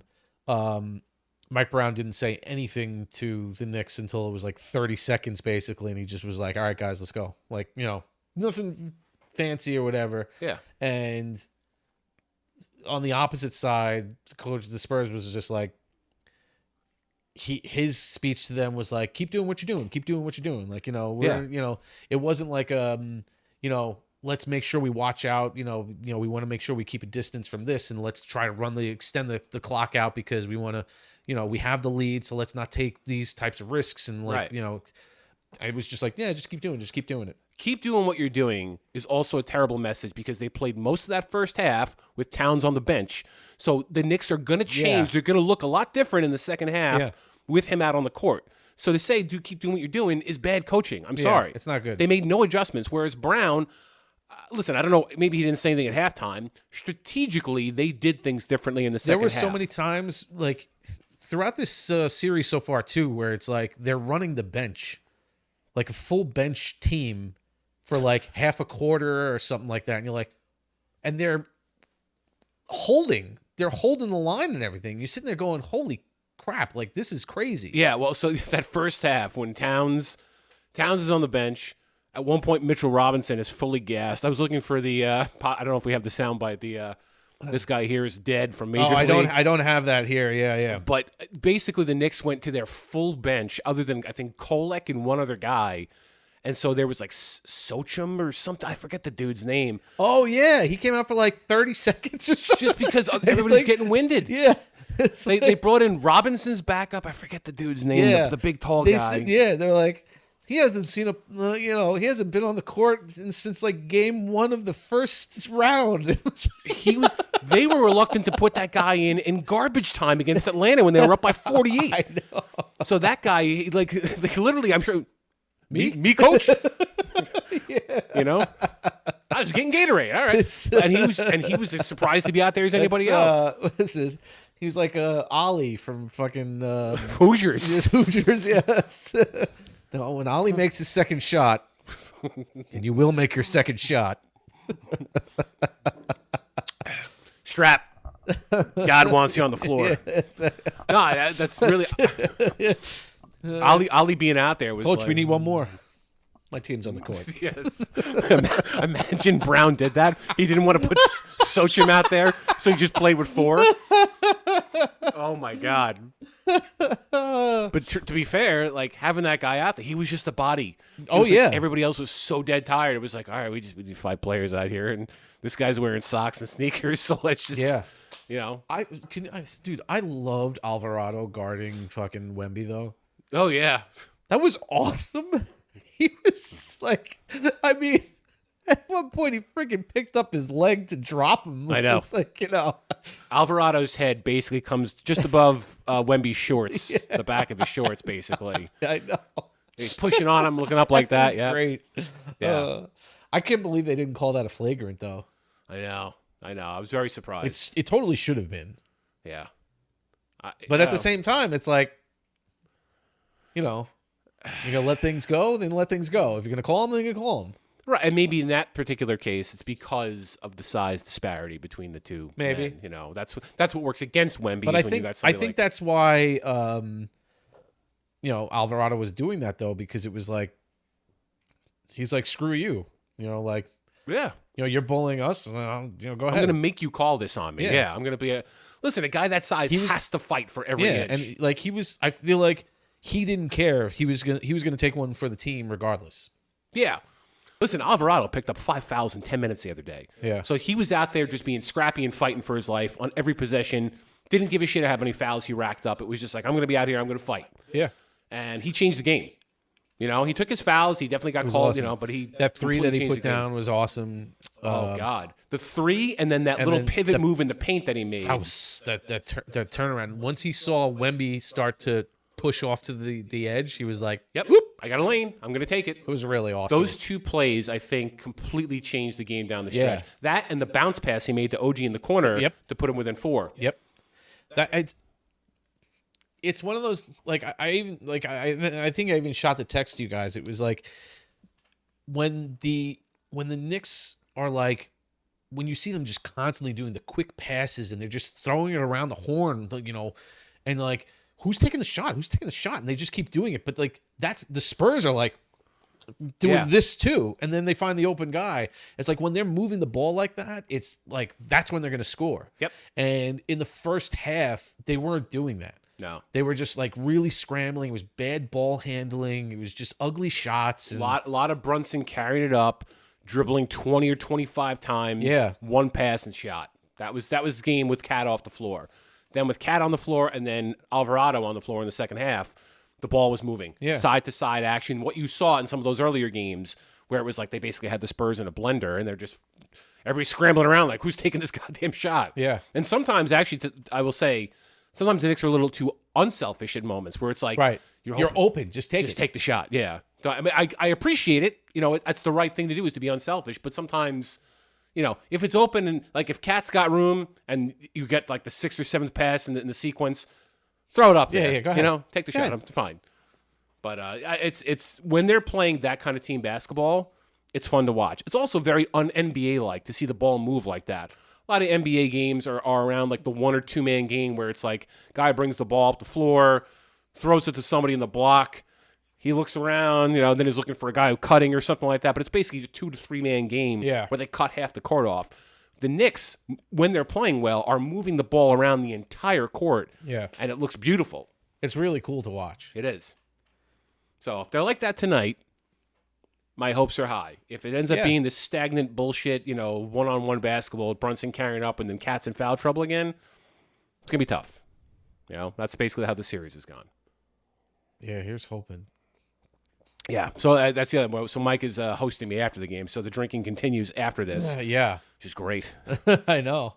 And we have, from Six Harbors actually provided us with 4 extra beers too, which we're not going to be having on the show, but we will continue to enjoy Six Harbors after the show is over. Maybe we'll use that as an opportunity to take some photos for social media. Ooh. We'll just take a couple of photos of us drinking upstairs on the couch, post it, and just put a little thing in our story or something like that. Sure, absolutely. Figure something out. I'm very close to having a hit the head, though, which is bad. I just went to... not Are yet. you really? Not yet. I'm going to hold out. I'm usually pretty good like that, but I may have to go soon. I guess I'm a little bit more dehydrated today because I was working all morning, so I didn't really I drank water and stuff, but I was for a few hours, just extended few hours. I was doing preventative maintenance on the one of the induction several of the floors that we have. They have induction units, which are basically air conditioners that do a cycling thing from the bottom of the floor, push it up, and it kind of cycles its way, and it's all scattered around the perimeter of a floor. So that's what I was doing today. I was hoping not to be as sweaty, but I was happy that I was able to get home in time to take a shower before we started the show because, oh man, it was hot. Yeah. And the most annoying, like the vacuuming, like basically I have to you vacuum out and you clean the front end where the coils are and everything like that. They have like filter racks, some of them, and you vacuum those out. They can get really, really dusty, some of them. And then you vacuum the top where the nozzles are, where the air comes out and stuff.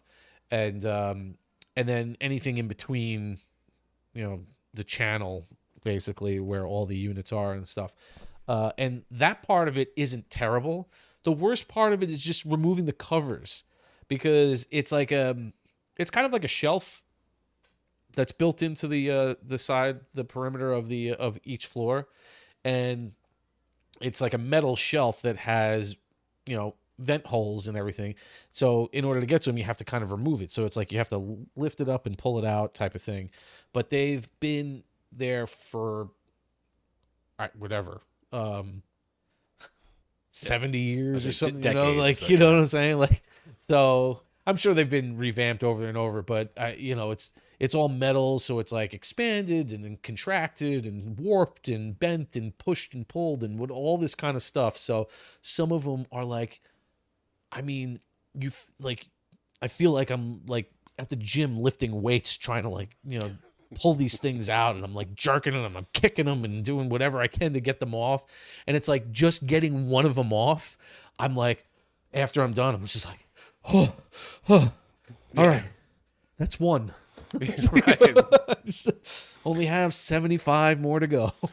The way you were describing removing this thing, by the way, you looked like Matt Foley inspirational, like moving it and shifting, and you're just like your body was like. But I'm with you, man, in terms of like what that does to your body. Moving that shit, nowadays, dude, it wrecks you. It's weird, and one of the things too is that it's if you've ever tried moving something that's almost immovable, where you're putting everything into it and nothing is budging, because when you're putting them back in, like I said, if they're warped, you have to like lift it up into like a slot and then push it in. And if they're warped in any way, you can lift it up and then it just won't go in. Or maybe lifting it up is hitting something that you can't see, and you're just sitting there like, basically having a stroke. Yep. Dude, breaking a sweat in 10 seconds of trying to do something. I had a very similar experience the other day. I have my car has like this old rusty trailer hitch on the back of it or whatever. Yep. Bridget, she wanted to get a bike rack, because her and Audrey want to go ride their bikes or whatever. So she gets some like piece of shit aftermarket thing to go on this hitch to mount the bikes. But you have like the ball on it or something? Well, so no, this was actually, it was rusty, but it was like basically open. So I just had to put this like basically the rack onto it. Yeah. Okay, so she's like, I need some help getting this thing on. So I go to put the thing on, and it's like, because the piece that's there, part of the car the part that's mounted to the car is rusty as hell. Yeah.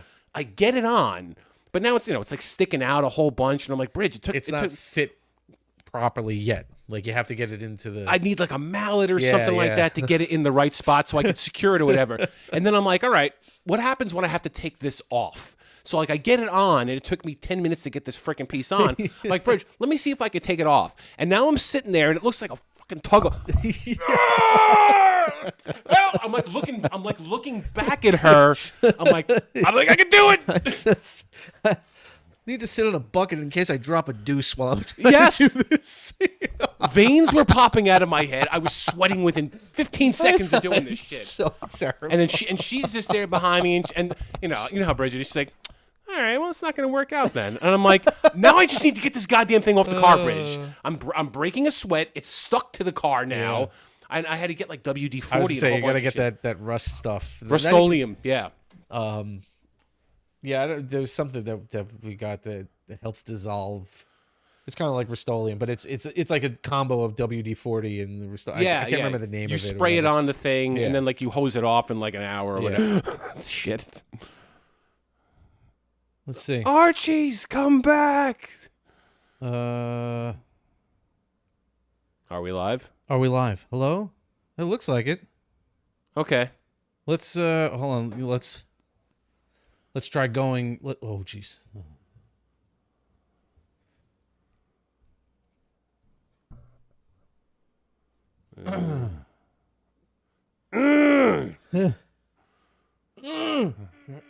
Yeah, we're definitely okay.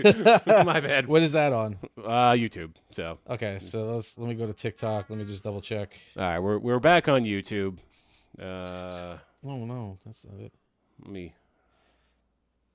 Hello. That's a yes. All right, so we're back up. Okay. Holy Moses, that was crazy. Oof. All right, let me. I don't know what's going on here. So yeah. Hey, we're back. Hey, Ron.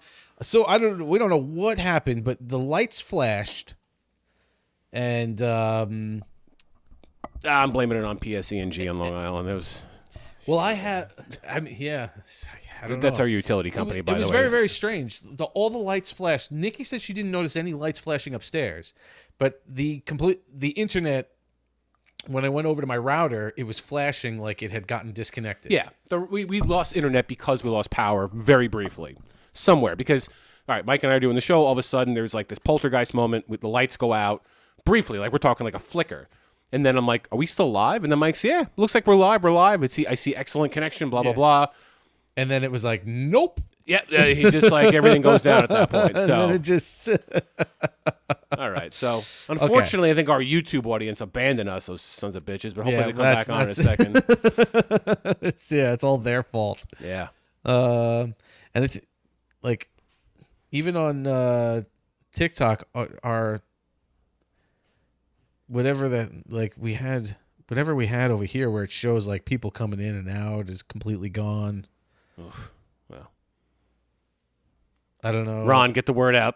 just start spamming people. I don't know.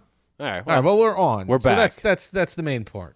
Right. That's the most important thing. The important thing is we can make magic now. We got a viewer back over here on YouTube. It looks like good. Someone. So sorry about that. That was very strange. That's okay. Cameron, did you kick out the internet? No. I'm just kidding, bud. At least you got your clothes on. That's the important part. I know. I heard. I don't even remember where we were at that point. Oh, boy. I don't know. We were definitely doing Knicks stuff. Oh, no. You were talking about the how you had to move the cover or whatever. We were talking about sweating from just doing 10 seconds of hard labor. Right. We're at that age now where we herniated discs. AC ducts. Yeah. Thank you, sir. Yeah. It doesn't take much, though, man. At 45, it's like... I know. It's so bad. I see those... I always get these little, TikTok things that pop up where people are like, you're over 40 or whatever, and it shows somebody doing something like hopping a fence, and it shows them like going to hop the fence quickly, and then it pans to them the aftermath where they're over the other side of the fence, and they're like, and then it's like they're kind of faded, and then they look back, and then it shows the fence, and it's actually their body like is on the ground, like because they really didn't make it. They wound up ending their life from trying to make that jump. Yeah, that's the age we're at, man.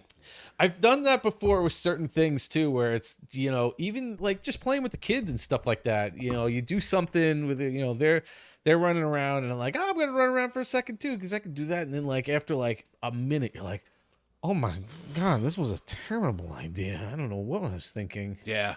I'm like that with Andrew. Like sometimes he'll be doing something, and Andrew's a very fit person, obviously, and I have to remind him. I'm like, you need to slow down a little bit, man. I'm twice your age and probably like 70, 85 pounds heavier than you are, man. I mean, and I also like attributed a little bit to my condition and everything like that, but just any little thing too, where I'm like, this is it. Like it just hurts to do, simple things. The other thing too is that like we're not that far removed from being capable people, right? So I think we're at that age now where we're like struggling to come to grips with the fact that we can't do the things we did even 5 years ago. I refuse to identify with an old person. Yeah.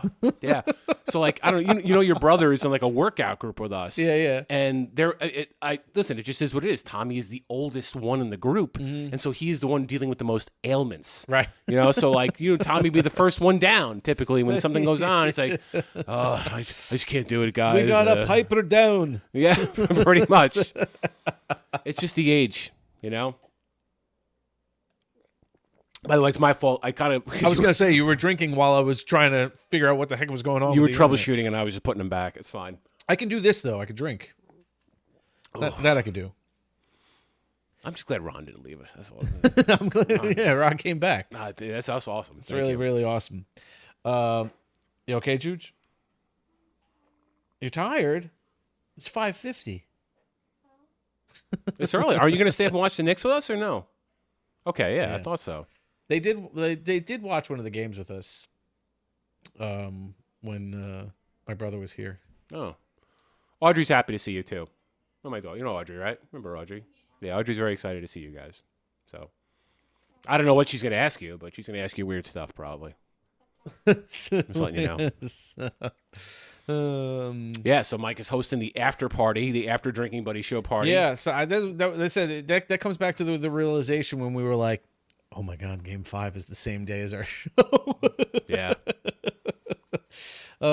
So, this is the first time really doing it during daylight hours. we did. We did do another show where we started earlier. I can't remember what the reason was. We did one where we ended up going to Barrier afterwards. Oh, that's why. Yeah, because we went to Barrier. We had to go see Chris play a show, and Yeah. yep. You need to go and clean the playroom. Oh, she's tired though. I'm sorry. Lost my soundboard. Oh no, yeah, you got to sign back in. I added these a couple other things. Juji's not responding, and Nikki's sitting there saying, Do you understand the words that are coming out of my mouth? Nikki's like, yeah, you got to go clean that room, Juju. Everything that guy just says is bullshit. Juliet, come on, baby. Come on, Juge, get upstairs. Oh, no tablet. I asked you a long time. I asked you a while ago. Stay down here. Tomorrow. Everyone's just. We were in the middle of talking sports and everything, and now Ron's sitting there looking at us, going, Right. Right. What happened? What happened to the Knicks? And just. We always love playing with our soundboard every once in a while. Now that we've expanded, it's the best thing ever. I said I added a couple things here, so Yeah. thanks, Ron. I appreciate it. I appreciate you being here. Yeah, man. Huh? It's delicious. That place was hopping. Yeah. That's what I said. It was really like Well, first of all, 4 o'clock I- on a Saturday. It looked beautiful from the photos I've seen on their social media. Like, not that. I was upset that I didn't see any dogs while I was there, but Yeah, the Goldens. Yeah. But anything on the North Shore, I feel like, is always pretty. Like, we're South Shore. We're South Shore, Long Island. So, and that's not to knock the South Shore. Nothing's pretty. Nothing's No, pretty. but Everything's. it's- We're all kind of like but trashy they're- over here. like the villages here are more urban than the villages out there. Yeah. The villages out there have like little moms. The villages Yes. out there are like yes, you walk around with your families type of thing. Not that you can't walk around with your families over here, but it's just it's like you walk around here in town to go bar hopping. Right. Yes. Out there, you're going to like little shops and like Here little- comes Nigel with the breed. breed. That is what the North Shore of Long Island is. Gotta get that clip. Yes, we do. But that is. I've always wanted that. You've always wanted brie. You always want to live on the North Shore? I wanted like the towns and the shops. And, Yeah, like, so it's a I good. tell them what I love so much. Oh, Nikki loves a good coffee shop. Oh, like Friends. No. Like more cuter, smaller coffee shop. Like a place where you can get like breakfast or lunch. Oh, okay. I feel Yeah. like Friends is more I gotta say, like, so before, Yeah, like, okay. well, I mean, before we were 21, like, I always used to go to the Broadway Beanery all the time. Oh, where is that? That was in Limbrook. Yeah, but that's like a That was basically where Elsie Lane was. Oh, that's the same spot? It was like, but it's down the block at that corner. Okay. That was a coffee shop. Like I'm talking about like a luncheonette. I like a good luncheonette. Yeah, but I'm saying like that was like you could get things that like you could get desserts there while you were there. It's like the cup in Wantagh, right? It's like Yeah, The the cup cup is the good. cup is like where it's couches and it's more Yeah. chill. So there's a chill vibe there. I want like a good like a breakfast with like a nice cup of coffee, like a coffee shop. Not like a place where they sell coffee. Not like a She wants a bougie experience Yes. with coffee. Yeah. Yeah. Yes, that's what you're describing. It's not true because there's a place in Rockville Center. It's like a dive on the corner, like you sit at the counter and you have like a good, like probably the best. Can you scrambled please eggs go you'll upstairs ever and clean? have. Yeah. And it's like it's not like bougie at all. It's But what like- you described is a little bougie, though. I just want to say that. I'm not saying you're wrong for that. I love No, what you're it's not describing. See, it's not bougie. I want like simplistic back in like the 1960s. You sit at the counter and you get like a BLT. Give me a milk chocolate. No, That's like, what you like want. Back to the future, like that kind of thing. Like a All right. luncheonette, dinery, not so big. Like you sit at the counter and Yeah. Like Cheers, but for coffee and breakfast. and breakfast I know. Yeah. Okay. Listen, you're not going to argue. I love the North Shore. So we are all in agreement, if nothing else, that the South Shore of Long Island is a much trashier experience, and the North Shore really is. But it's also, but the North Shore of Nassau is also different than the North Shore of Suffolk. Yeah, Suffolk it's really Suffolk County is a different breed than Nassau County. 100%. So, yeah, and that's not. I'm not saying it's a bad breed. It's a different. No, breed, it's just it's a different. It's like if you ever go out to the wineries out east. Yeah, it's like going to upstate New York. Once you start to go like past the Farmingdale area, like once you get past 110, yeah, it's like it becomes country area. You know what I'm saying? Yeah, like it's just such a different feel out there. Yeah. Farmingdale, where we went to like the Whiskey Down Diner, like that whole strip that has all those stores. Maine. Like Maine. That's nice. Yeah. It's like a town. Yes. And it's all like mom and That's what pop. we're saying. Like, you're not seeing McDonald's there. But that's what we were just saying. Yeah. But that's Farmingdale. Farmingdale? That's on the it's like Suffolk border. It's There's a part of Farmingdale that's Nassau, and there's part of it that's Suffolk, I believe. I believe it's like a split. Yeah. And Huntington is Suffolk. Huntington is Suffolk. Yep. But yeah, like all those like North Shore villages, like Huntington Village. I think Northport has a beautiful downtown area. That's actually gorgeous. Those types of things have what you're looking for. A place that has no commercial, like McDonald's, none of that kind of stuff. It's all local mom and pop type of stuff with a nice, cute little downtown spot. That in Nassau County, 'cause I like Not going to happen. Too high taxes. Too much population and too high taxes for Nassau County. I'm with you, but I just don't think it'll ever happen in Nassau County. No, you can't. Because there's no. Because you want to know what it is because the residential areas of Suffolk County start to become spread out, and it's like the further east you go. Yeah, so it's like you know you're more. It's a more densely populated area over here in Nassau, so the villages are right amongst everything. You know. Yeah. Whereas the villages of Suffolk, they have to travel to get to, and then you spend the time, like you spend the day in the town. Yeah.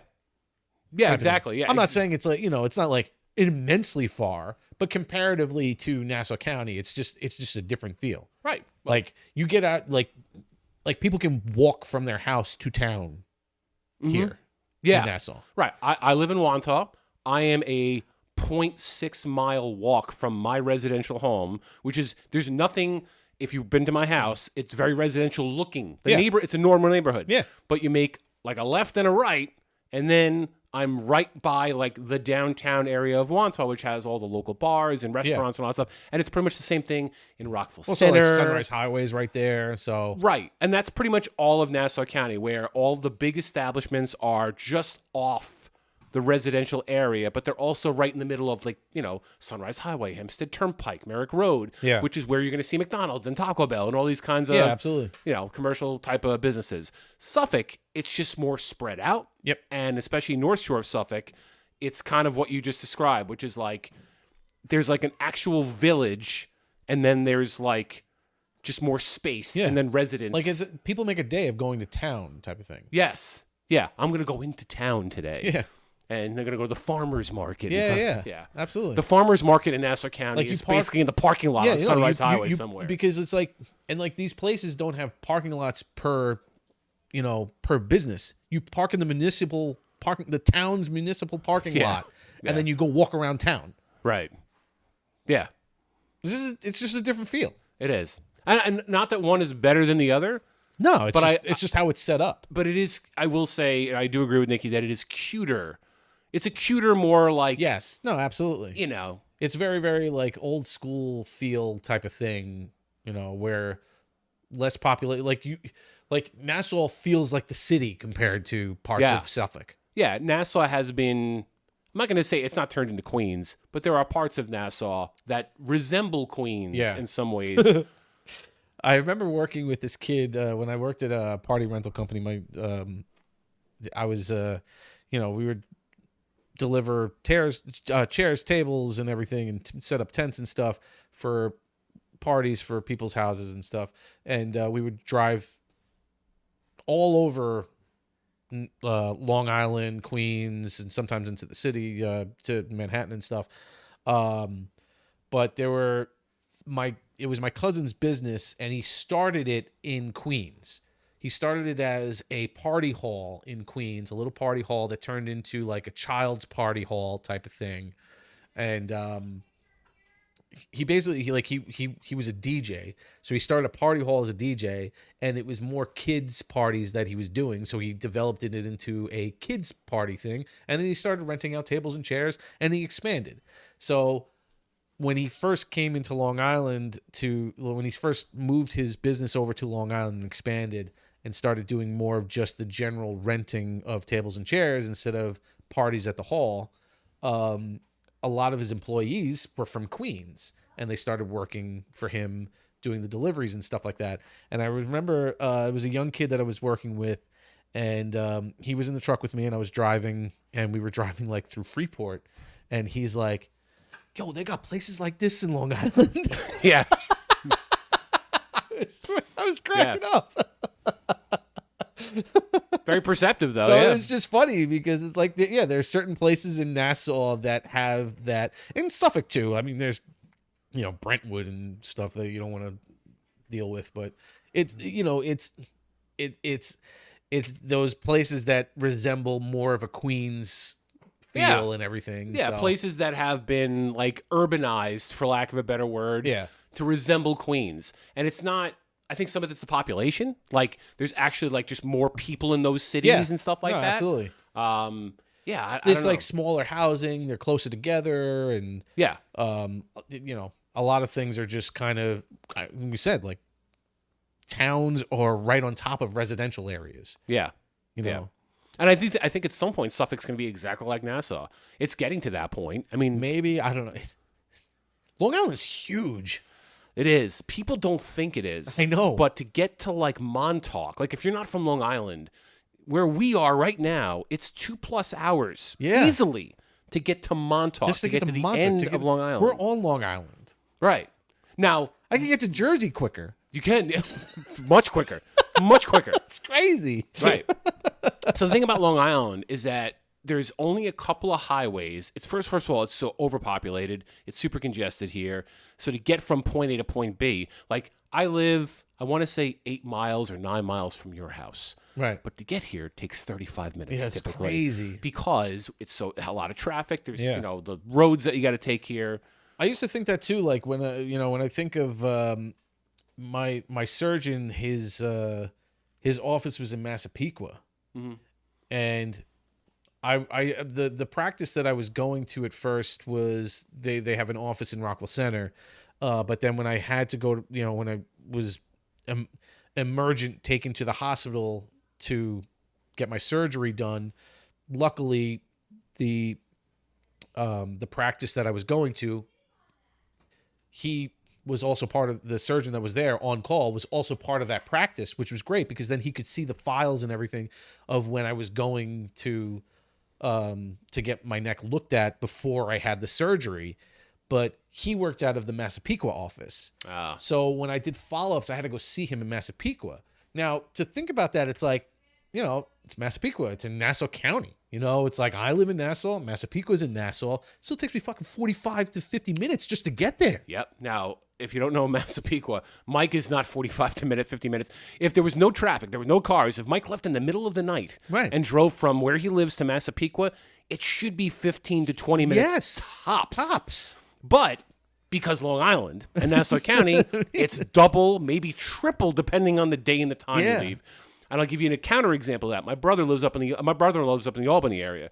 He lives like on a suburb just outside of Albany, and they'll often go to Saratoga, which is about 30 minutes away. The difference is that when they want to go to Saratoga for the day and watch like a horse or whatever the hell it is, it's 30 miles. It's 30 minutes. That's crazy. It's a mile per hour because they get on the freaking thruway or whatever, and they're right there. Yeah. Whereas Long Island, if you are 20 miles from something on Long Island, you can figure it's about 35 to 40 minutes at least. Yeah. It's insane. It's ridiculous. It's ridiculous. And I understand there are a lot of, every town on Long Island has certain amenities and conveniences, which it's great that we don't have to drive very far to go like grocery shopping, all the things we do take for granted, a lot of like things that are close proximity to us. Sure. But the flip side is to get, like, you and I are a few towns over, But like today, my Uber was like $50 to get here. That's so insane. To go basically 8 miles. That's so insane. And I'm not complaining for the. That's just what it is. But it's.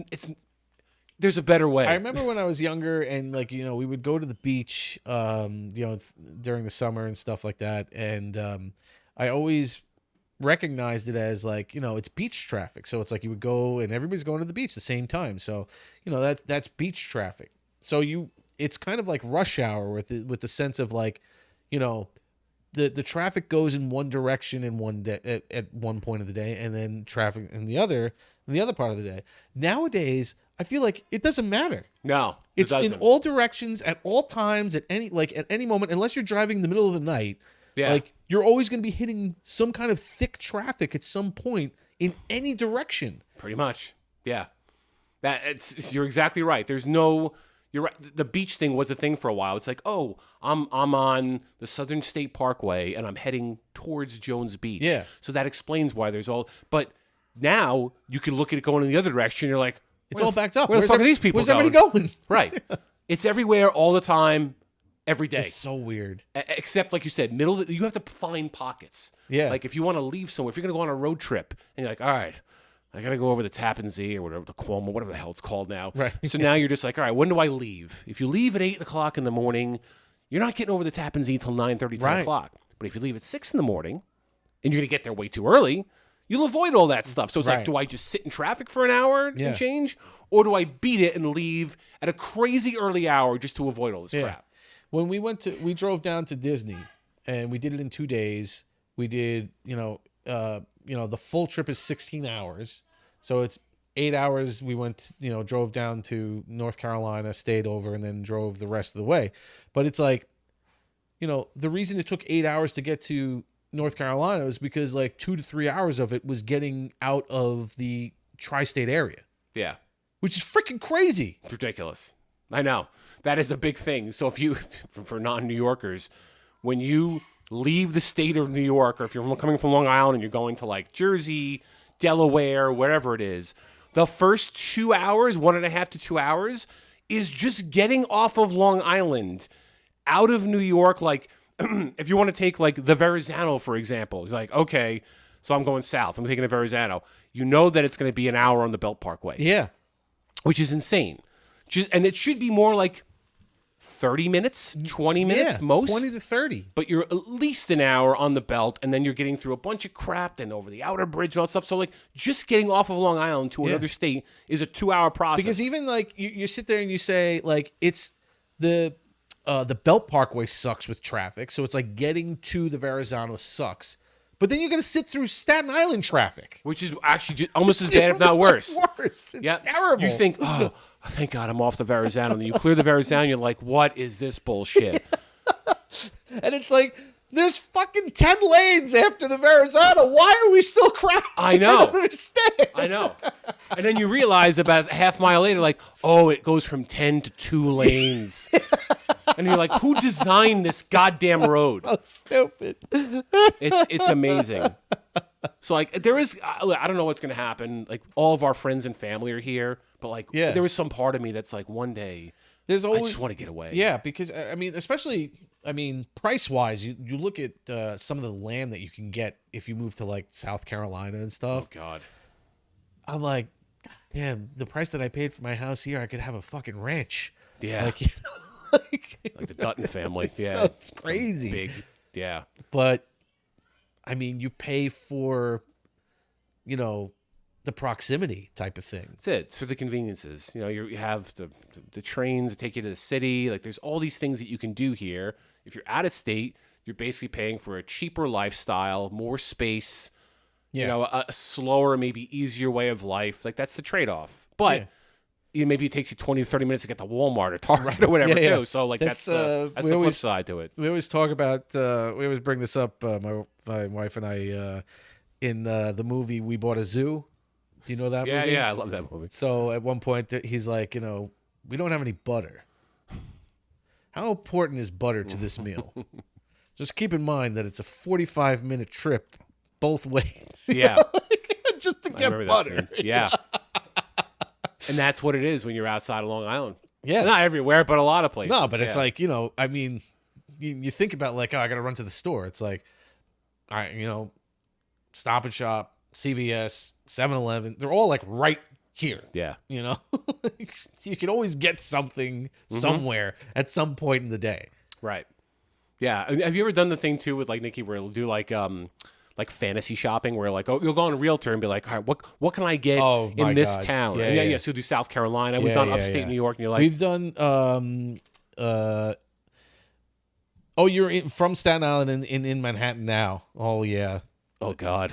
I feel like when you're in Manhattan though, it's like there's no point in owning a vehicle at that point. Yeah, I don't think I would. I think it'd just be subways and. I can't stand when we had the strike on the LIR. I drove in one day, and never again. I've had to drive in the city several times, with the big truck when I was working for the party rental company, and a few times, with the car and stuff. And I cannot stand it. It just drives me nuts. But like the one day that I had to travel because the LIR was shut down, I leave early enough where I avoided like the 2 hours worth of traffic, thankfully, but it still took me an hour to get in, and like just dealing with the crazy people on the road. I remember on the way there, the lanes were merging at one point, and it was like the last second merge of somebody who wanted to get over, but like he didn't. Like, I was moving, and he just thought, like, well, you should just get out of my way, and just started to, like, pull into me. So I slammed on my horn, like, what are you doing? And a guy swerves back and then gives me the finger as he takes off, like, up ahead and everything. I'm like, you're the jackass, but I'm the one that you're giving the finger to. Like, I don't understand. Doesn't matter. Dude. Like, it was like you almost hit me. You just described like the typical Asshole, major asshole. Yeah, exactly. Yep. That interaction that you had is so typical of driving in the city, where it doesn't matter that you were completely in the right there. Yeah, this person's fucking idiot. And like, listen, I've been in the other side too, where I've like cut in late and stuff like that. And I feel bad doing it, but at the same time, it's like, if somebody doesn't let me in, I try to, I'm not like getting pissed at them to the point where it's like I might be angry, like, cause it's like, God damn it, just let me in type of thing. Right. However, at the same point, it's like, I know I'm in the wrong. Right. So if you don't let me in, it's really on me. Correct. Like, we've all been in that position where we're what is it, like the Grand Central, where you're trying to like get on to like, it's either the LIE or like, I want to say it's the Northern State, but like there's like one lane of traffic that goes back a mile, and you're like, do I just cut up at the end and screw these people? Yep, I know. And I'll be honest, I've done it both, depending on if I've been sitting in traffic for hours, or you've because of that merge, and you're sitting on like the Northern State or whatever, and you're like, I'm gonna get into the exit lane and then get back on. Yeah. Oh, absolutely. Yeah, just to cut ahead. We've all done it. I don't endorse it, but I understand it. Yeah. All right, I'm gonna pee, and then I'm gonna get us our next beer. And then we're gonna get our next beer. Yeah. I'm thinking blueberry for the next one. Yeah. I was gonna say, let's do the blueberry. We'll do the blueberry. All right. Sounds good. All right. Give me 1 sec. Hold down the fort. Yeah, so I mean, driving. Like I said, driving the city. I years ago, I dated this girl who was living in the city, and being from Long Island, I instinctively drove into the city. I never had, like, not that I had never taken the train before, but it was never in my thought process to take the train and then take the subway. It just, to me, it seemed like it was such a headache type of thing. And so I drove in. Parking was always a nightmare, but it wasn't terrible. She was on the, like, the just north of the 59th Street Bridge, basically on the east side.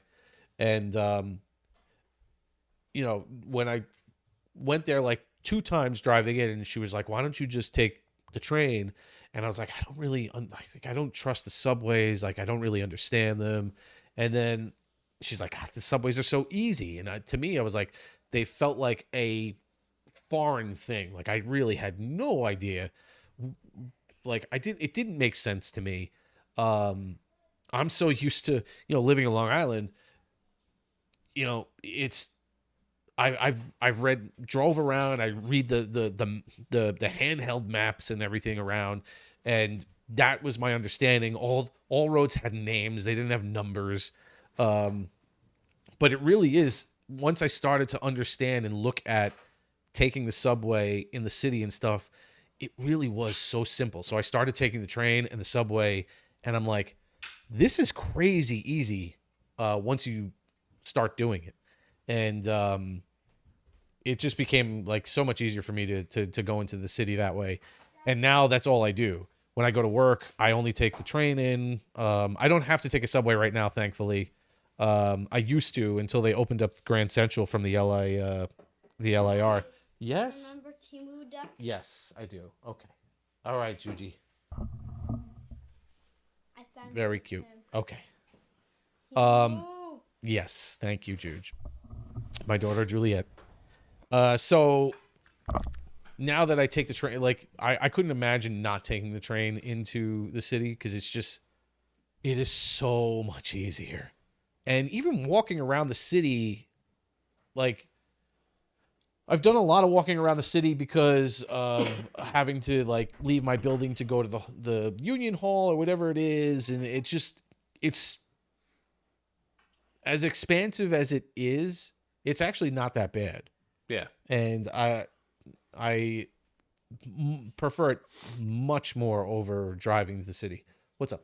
What time is your family? Oh, like 8 something, 8:15ish, I would guess. Barbara's coming at 7:30. We have most. She'll hang out with me upstairs. I guess. Okay. I guess I'm gonna go get burrito. I cleaned. Okay. I didn't even get coffee yet.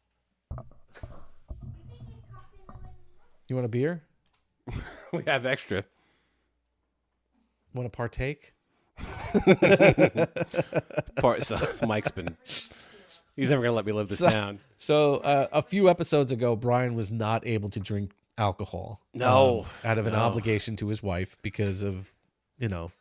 a fun night that he had. May have overserved myself. A little too much fun. So that episode that we had already planned, Brian brought over non-alcoholic beverages, and it wasn't like, it wasn't Bud Ice or Bud Zero or whatever the heck it is. Something like that. It was not a large brewing company. It was We want a burrito. you know what? I think we're gonna order wings later. Want to do wings later? I'll do wings. Yeah. So Brian brought over a couple of choices. One a lot of people have seen, like I've seen them in other bars and everything. What's Athletic Brewing Company. Yeah, they're relatively popular. And then the other one was this Canadian brewing company called Partake. So, but Brian brought over 2 cases of these things. So they've been sitting in my fridge ever since, and I'm like, you gonna take those with you? Nope. Nope. Nope. I'm not taking them back. Never drinking them again. So, I don't know what to do with these things. It's like they don't even taste.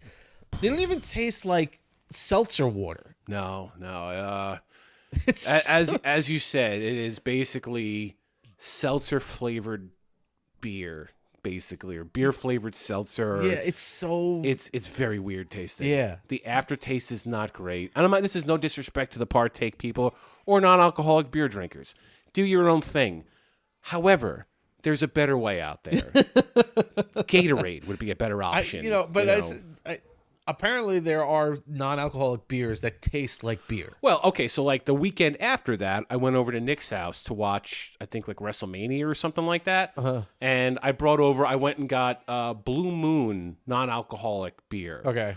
Which tasted like a regular Blue Moon. Okay. It was totally normal. I've had non-alcoholic Guinness. Tastes very similar to a regular Guinness. Those were fine. These things were its own thing. Like, even Athletic was a little bit funky tasting. Yeah. But Partake was especially. I would never partake again. No, it wasn't good. The name is also very funny. I mean, I'm not making fun of them. If you're out there and you're Canadian, good job or whatever. Partake, Yeah, but not for me. It wasn't that good. No, it is what that. If we're gonna talk about a beer that was not good, it was the non-alcoholic beer we had on the show. It was a beer that we didn't get from one of the breweries. Correct. Correct. It was from the Partake folk up north. It's not again. So I'm looking forward to this blueberry though. Yeah. All right. So this one, let's bring up the blueberry wheat too. Very specific on the alcohol by volume too. By the way. Whoa. 4.99. It's like gas prices around here. 9/10. $4.99 for 9/10 of an ABV. Yep. This is super unleaded. All right, Bay Hills. Do we have this? Is this on the list? 4. Oh, here it is. Okay. Yeah, we definitely need a brewer to come on here to explain how this guy got down to 4.99. It's like, is it 5? Nope. It's 4.99. What's IBU? Somebody needs to give me that too. I don't know what the IBU is. What does that mean?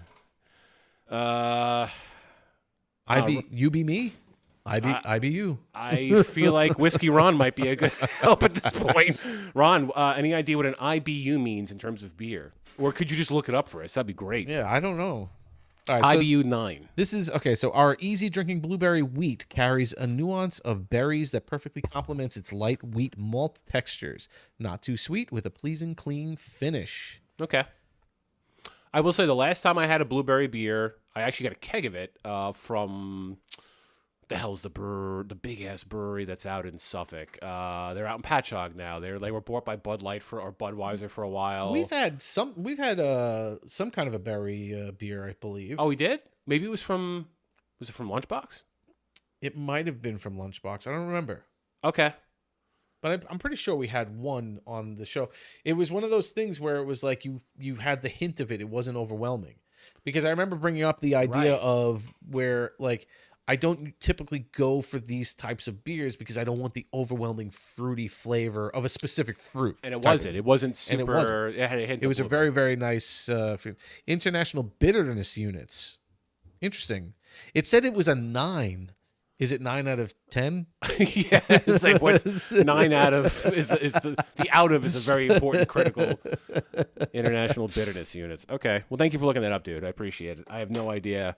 I can't imagine it being too bitter because it's a blueberry wheat and it's not high alcohol. Yeah. And the place I was thinking of was Blue Point. Like Blue Point is basically like a major brewing company at this point, but they're Long Island focused, I guess is the best way to put it. But I had a blueberry keg from them, but it was very blueberry. Like, I got sick of it after a while. Really? You know what I mean? Like, it was. And that's what I mean. Like, a lot of people, like, when you start to drink certain things, like, people like the ciders and stuff like that. Yeah. You know, and maybe at first, one of them, it's like, oh, all right, that's a cool little thing to have. But it's like that one time when I had 16 Smirnoff Ices at my brother's graduation party, which was a terrible idea. It's just so much. It's too much. A lot of sugar. A lot of sugar. The acid sits in your stomach. That's the thing. That's the way I feel about the ciders too. Like I'm not really a huge fan of them because it's too much. Yeah. Daddy. Yes, baby. Why do you have 2 computers? Or like 3? It's one computer with 2 monitors, extra monitors. Well, why do you have extra monitors? Because I gotta monitor everything, baby. Yeah, but if it's the same thing, then why is it monitored? Well, this is actually this is duplicated so that Brian can see what's going on with the chat. Okay, then why do you have another one? Okay, so this is where I run the stream. This is where I run the stream, and this is what's broadcasting, so I can see the chat. Ah. So the other thing your dad could do is he could have one big screen, but it's a lot easier sometimes to have 2 little ones. Kind of split it up. Yeah. Stuff. Plus, plus we run this off of a laptop too. So it's not that I have a PC with a gigantic monitor. I have my laptop so that I can actually take it to other locations and run the streams out of another location if we needed to. Yeah. Oh. Okay. Okay, sweetie. Ready to crack it? All right, let's do this. Bay Hills Blueberry Wheat. Blueberry. 4.99 ABV. Very specific. Okay. Thank you, Ron, for the IBUs. 3, 2, 1. Okay. I'm 3 for 3 on the spillage, by the way. I'm just very proud of myself. Already can tell the color is different. That's good. Smells great. Smells blueberry. You can smell it from the pour. I'm trying to give myself a little bit more head. That sounded terrible. A little bit. But, you know. All right, good. Yeah, I'm a little more heady than you are. It's Yeah, pretty normal. I don't know what's going on with me. I'm avoiding it. Don't want to do that. It still has that golden look to it. Very similar to the first one. The first one was super clear gold, though. Yeah. This is... well, they said this is a wheat beer. Oh, okay. It's less wheaty, though, because wheat's usually much hazier. I was going to say, yeah, I'm thinking like I'm an Allagash guy. That this is not like an Allagash at all. No, so not at all. Okay. Well, cheers. Cheers. Let's give this a shot.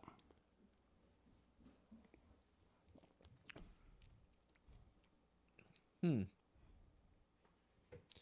actually waiting for a blueberry, really. Yeah, it's very subtle. It's very, very subtle. There's definitely something there, but it is not super blueberry-ish. Yeah. But that's kind of like what I'm like, Cheers, buddy.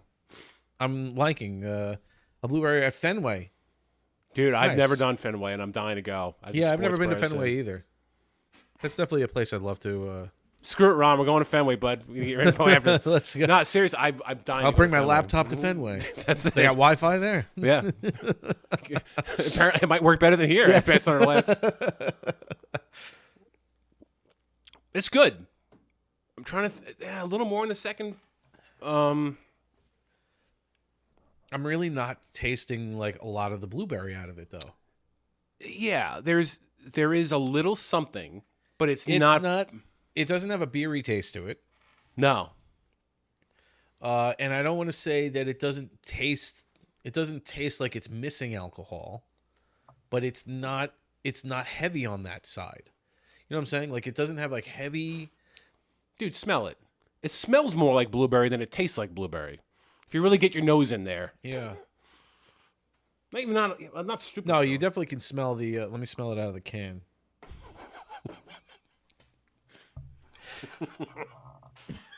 Sorry. I just can't. Like the 5-year-old comes out. As soon as I said it. Because I'm a super immature human being, and I'm like... Brian, bend over. Yep. Sorry, I just can't.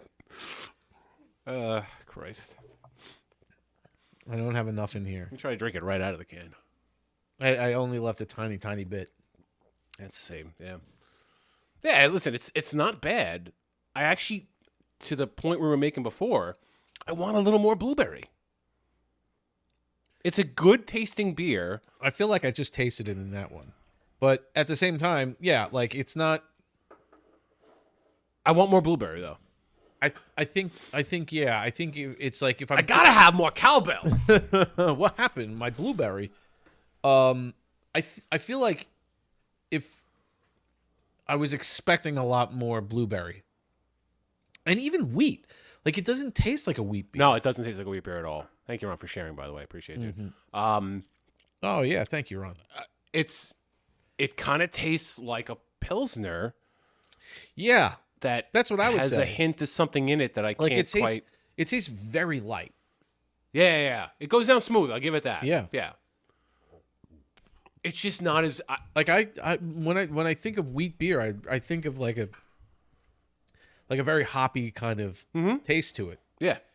And this doesn't have that at all. And I'm not putting it down or anything like that because it still tastes really good. It's just I think it's just that we were confused in wrapping our heads around the idea. It was like you're having a blueberry beer. A blueberry wheat, yeah. So you're kind of like you have an idea of what you're trying to, what you think you're about to taste, and it doesn't really taste like it. And maybe that's what they're going for, though. Maybe, yeah. We went in with a bias. We go in with a bias based on our previous experiences with blueberries and wheats, right? And it doesn't really have either of those in it. Now, maybe that's just the way it was brewed this batch. It's possible too, and it's not putting down the beer whatsoever. I would actually recommend people try it because everybody's taste buds are different. I also feel like kind of bad that I don't know how much it affects it but it was canned a week ago. Possible, yeah. So, I don't know if it's better to taste right out of the tap or anything like that. That kind of a thing. I will say, you said it a couple of seconds ago. The more I have of it, the more you start to I'm taste starting to taste it a little bit. And listen, this is the other thing too. You and I have had 2 other beers before this. Maybe if we had opened with this, we would have had the hit of blueberry right away, and our taste buds are compromised. Do we need to have what are those palate cleansers? Partake? No, I'm sorry. No. It's like the sorbet palate cleanser things that they have at like weddings and stuff. It's the next meal, so you got to do this to to clear out the whatever the hell that shit is on your tongue or whatever. Yeah, maybe. I don't know. I thought rinsing the glasses was good enough. But actually, I wonder if we should look into that. A palate cleanser? If we were trying to really distinguish between each beer and not be influenced by the beers that we had before, it would actually make sense to cleanse your palate before each beer. It would. Maybe that'll be Nick's role, actually. Forget about the whiskey that he's bringing. I was just going to say, what is his type of... Is it Patron? Is his palate cleanser? Yeah, Nick. Unleaded gasoline, whatever the hell, Nick. So, Nick, who, if you didn't watch our previous shows, we've had Nick on twice. And Nick is probably... I'm not going to say probably. Is easily our best drinking friend. Like, by a mile. Nick has always been able to... Somebody who can put him down and handle himself, truthfully. Yes. But Nick is also like... Nick will start with beer, and then all of a sudden, he's like our nightcap guy, like he did last time. Yeah. Nick brought this... What was a whiskey? The Dole Ball whiskey. This is the second time he's brought it. Because he brought it as a leftover. Like, he had it left over. He had, like, a shot worth for us at the end of one of our It wasn't shows. a shot. It was a glass. But it wasn't the full bottle. Each, but we drank a bottle of it, a full bottle. The last time, yes. Yes. The last episode, we drank a full bottle. So, all right, you're watching now, right? Our show normally, figure ballpark 4.5 hours is the normal runtime of one of our shows. Yeah. We finish our 4 beers in 4 hours. But Nick is here, and we're in a celebratory mood. And he's got this Dole Ball whiskey. So we decided to stay live for another 3 hours. And we finished a bottle of Dole Ball whiskey. Yeah. And boy, was that dangerous. And it's crazy, too, because it's like, when I think of whiskey, it's like, I can't stand whiskey. Did not taste No like offense, it. Whiskey Ron. Yes. It's just that, like, the straight whiskey is very, very tough for me to drink. Very, very tough. And this was delicious. We were drinking it in volume. It's one of those problem. You like any kind of like flavored any type of alcohol or whatever. I feel like it's dangerous when it tastes that good. Yeah, what was that shit that people were drinking during COVID? Like peanut butter or something? There was like a peanut butter whiskey? Or I mean, was it Not Your Father's Root Beer? Oh, yeah. I had those at barbecues. Holy cow. Down That's those. dangerous, too. It tastes like root beer. Tastes like root beer. Tastes like Barks. Yes. Yeah, that's crazy. dangerous stuff. Anything like that where it's like you don't even realize how heavy of the alcohol it is. It really just tastes... you obviously taste alcohol, but it tastes like a flavorful drink. And when you think of hard liquor, you think of like hard to drink type of thing. That's why it's called hard liquor. Right. You know? You're thinking of like an old man at a bar with a cube. Yeah, and I always love watching like, you watch like movies and you watch these actors and they're obviously not drinking whiskey and stuff, whatever. But like all these characters, they're like, and they had a hard day and they just, pour the bottle in and just, whoa, and they just have another one. And they're like, how do you do that? Like, there's no way. Like, I mean, obviously some people can, but it's like on these shows, they do it as if it's a normal thing. Like you're drinking iced tea. Right. The shows have them firing it back. Real people like me and you are drinking it like. Yeah.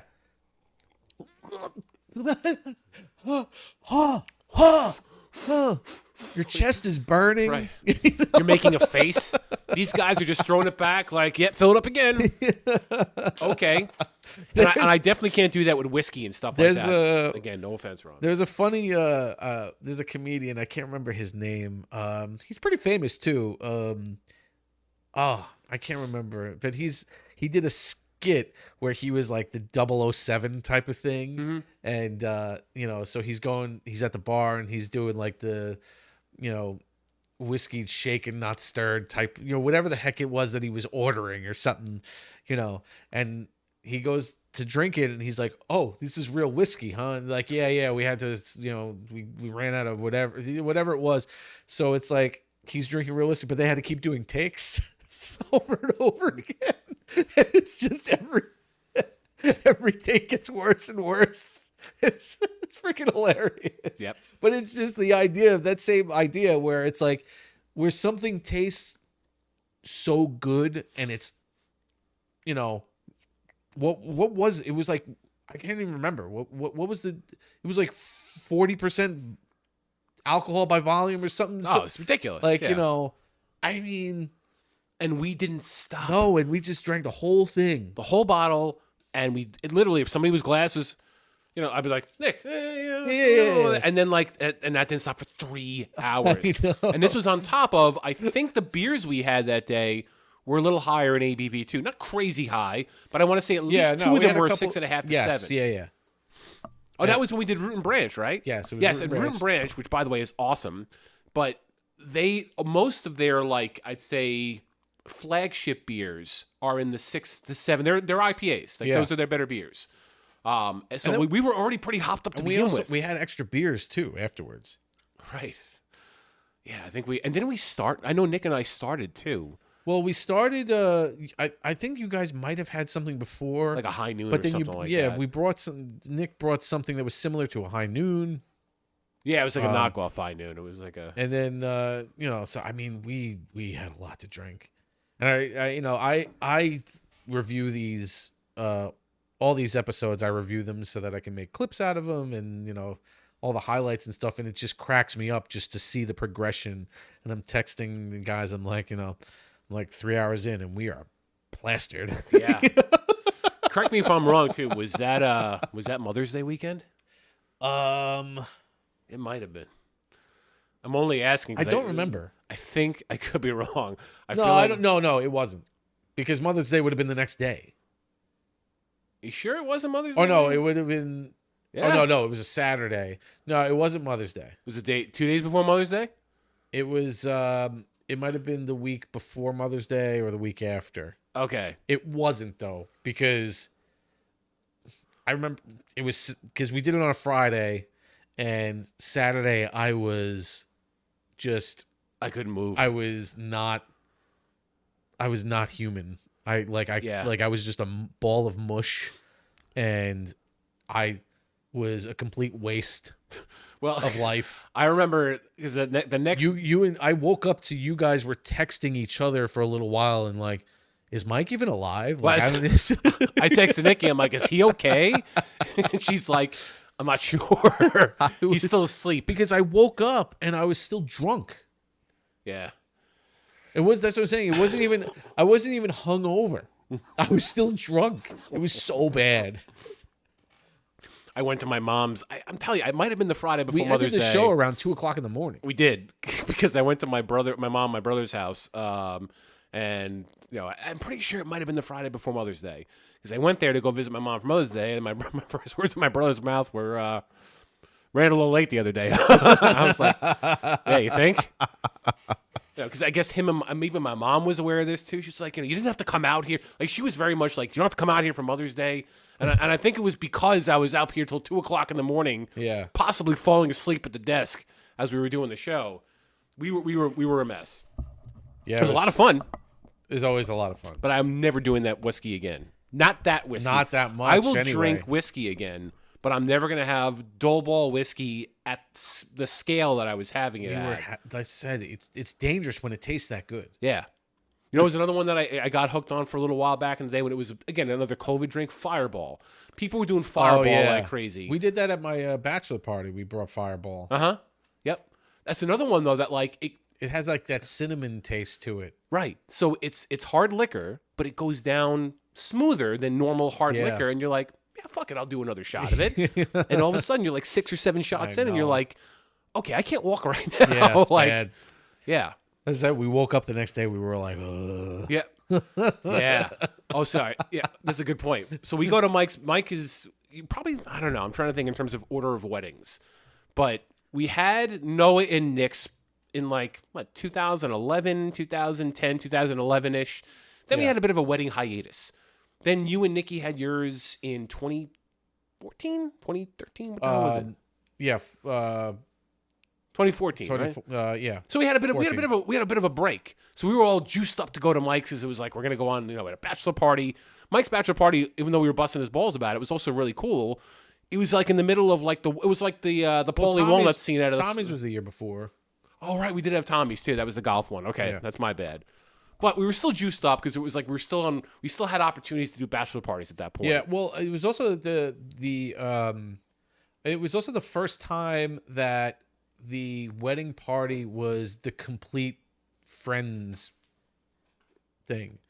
Yes. Because each of us, each of us for each wedding only had select people of our friends as part of the wedding party and everything like that. We were all there. We all did the bachelor parties and stuff like that. But this was the first time, my wedding, where like all of us were part of the...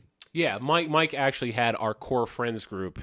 Mostly just because I think it was honestly because of like timing in life, right? Like at that point we had solidified our friendships. Yeah, exactly. It just wound up being the moment where, we were the lifelong friends of just, that. Yeah, well, even just look at me and your brother, right? Like I became closer friends with both of your brothers through softball and through knowing you. Yeah. And like now I'm in a workout group with Tom. Right. So like those are just things that I had not developed at that point. Yeah, I mean, growing up, coming out of high school and everything, I've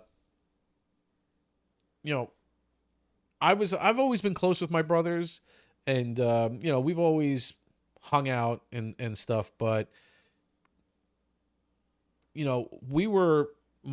Tommy didn't really right out of high school into college. Tommy wasn't really hanging out with us at those points. Yeah, right. It wasn't for a few years until, you were starting to play softball more and everything. And then like Tommy would like to go golfing and he'd invite you guys to go golfing. And then you guys would start going golfing together. And, I wasn't even there for it. So it's like, it's just a big meld of our friendships and everything. Unique friendships within our friendship. Yep. I agree. So, it was just, by the time I got married, it just made sense for all of us to be in the... We were all clicking. We were all hanging out on a regular basis, making efforts to go do things with each other socially as like a 6 or 7 friend group or whatever it was. But yeah, we go out to Mike's bachelor party. It's in Pennsylvania, right? Was that where the house was? Yeah, I think it was. I'm pretty sure. It was in like... I don't remember. It was in kind of a Charlie made all the plans with Tommy and stuff, so... I just know it was in a very cool but remote spot. We had this huge house that we could just hang out and drink at. Yep. So the Friday we get there, and we fucking went heavy that first night. Yeah. Like, to the point where literally it came into question the next day, like, can we function? Yeah. To go out and do the laser tag? Well, I mean, we got up to go to breakfast and everything because it was like, we got a hard breakfast. That was a good breakfast. It was good, but it was rough. It was getting up was really tough. Yeah. Half people were like, God bless the waitress. She was an older lady, not like super old, but she was probably like in her 50s or something like that. Yeah, she looked like every waitress in a movie that you've seen in like a rural area. Almost like she kind of like reminded me of what the heck's her name from the Brady Bunch? Alice? Alice, yeah. Yeah, she had the Alice She had that vibe. like kind of vibe to her. But the place itself also had like that My Cousin Vinny. Yeah, it was the Hicktown, Pennsylvania type of thing. Them hominy grits. Yeah, they even had something on the menu that we were like, what the hell is this? Oh, what was that? It was some potato thing. And I remember because my mom grew up in Pennsylvania, so I texted her and I was like, what is this? And she's like, oh yeah, it's yeah, it's just something that. Yeah, by that point we had all had iPhones. So we were just like texting, like we were looking up like what is this food that we should order? Yeah. And it was like a weird potato. I don't think it was great, if I'm being honest. It was fine. No, it wasn't super exotic, but it wasn't like overly flavorful and just kind of like a bland potato thing. Pretty much. But getting through that breakfast. The girls want to come with me to get hose, and Cameron doesn't want to come, so he's going to be here watching TV upstairs. I'm going to leave the door open in case there's an emergency. Okay. Fantastic. Yeah. That surviving that breakfast after the damage we did that Friday night. Yeah. It was rough. It was very rough. Especially too, because it's like, when you go to these bachelor parties too, where it's like you're just renting a house, you're not even getting a good night's sleep on a bed. Like, people had blow up. It's like mattresses. You're just trying to find a place to sleep. It was crashing. Yeah, people were literally. Yeah, there was people sleeping on couches. Yeah. A couple of. I think you got. You're It's the not as bachelor, bad as those times. Remember, like when we Noah's. No, not even at Noah's. Like we'd go to Atlantic City and we would rent one room and there'd be 10 of us in the room. I know what you're thinking about. So hang on. Mike's thinking there's several times we did this, but like so Atlantic City to cost cut, we would get a suite. Now, even a suite is only supposed to hold like 4 to 6 people, right? But we'd shove 10 of us up in one of these suites. And I want to say the suite was like $400 or something like that, 400 to 500. So like it ended up coming out to like 40, $50 a guy. It was very cost effective. You barely slept anyway. But there was this one time, so we went to Atlantic City with this guy Chet. And listen, as much as my weight has always fluctuated, but back when we went to Atlantic City, back during this time, I was probably a lot heavier. And I remember cranking the AC down to like 58 in the room. Oh my God, dude! It was cold. It was fucking freezing cold. And now so you also have to like imagine this room. Like if you imagine any kind of hotel room, all the blankets. First off, they're thin. Because they're not like luxurious blankets and everything like that, but they're only. There's also a limited number of blankets because there's only two beds. Only 2 beds, so that's it. Right. So then the rest of the guys just have to like find places to crash on the floor, dude. So like, there's probably 3 of us on the floor. It was hard to sleep. It was very bad. I remember I think 2 guys would share the king or queen beds that we had. Then a couple people blow up mattresses, and then there was like me, one other guy, and this guy Chet on the floor. Yeah. We didn't have blankets. Now keep in mind the room is like 58 degrees, and Chet, I swear to God, he takes like one of those like a little bath towels. Yes. It was like a loincloth over his crotch, and he was shivering like a lab rat. It was so rough. I was one of the guys on the floor too. Yeah, were you? I'm so sorry. My God, dude. Like I'm trying to like, and it's like we're grabbing like pillows from like the little sofa that was there just to kind of like lay, and those are hard pillows too, so it's not even like they can like surround you. It's just like a like a cotton ball that you just kind of place on top of you to try and like cover up a little bit of skin. That was it. He's literally just looking for objects in the room to cover our bodies because I froze the room. So and then cold. I remember somebody waking up the next day being like, "Who set the thermostat to 58?" I'm just like, I don't know what happened. No idea. Oh my God. On top of it, it's a night of drinking too, so it's like you gotta fucking pee. Like so it's just walls are frozen. It's so bad. Oh man, that was cold. Oh, it was crazy cold. Those are some fun times though, man. Those AC trips are great. Yeah, they were a lot of fun. Yeah. When was the last time you've been to Atlantic City? For me, it's been over a decade, I think, at this point. Absolutely. I don't even think I went to the last time everybody went to AC. Yeah, there was one that I think I did with like Mook, Yeah. Noah.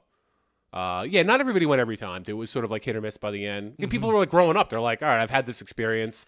Yeah. I don't feel like losing $1,000. Well, that was the thing too. It's like anytime you go to Atlantic City, you have to like, it's like I'm losing $500 to $600 at least. Right. When I go there. Right. At minimum, even if you come up, you're spending money on the room for 1 or 2 days, and you're spending meals. Like we would go to lunch and dinner there, usually some nice steakhouse or something for dinner. So you're out $300, $400 just on lodging and meals. That's what I'm saying. So it's like you have to know that you're going to be losing money going right, and you just if you're not financially ready for that, then yeah, there were some hard nights, man, where listen, there were some good ones too, where some of you guys would come back and you'd be like, I'm up $1,500 or whatever it was. There was a point where I think overall I'm probably down a little bit in my trips to Atlantic City, but I'm pretty much even. Yeah, same. So thankfully, like, just from the long haul look of the amount of times that I've gone and stuff, because there was a couple of times that I went, like, for the most part, like the first few times that I went, I never won anything. I was always out.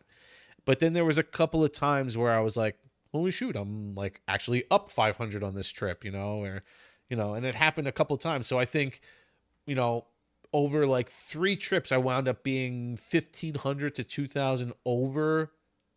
But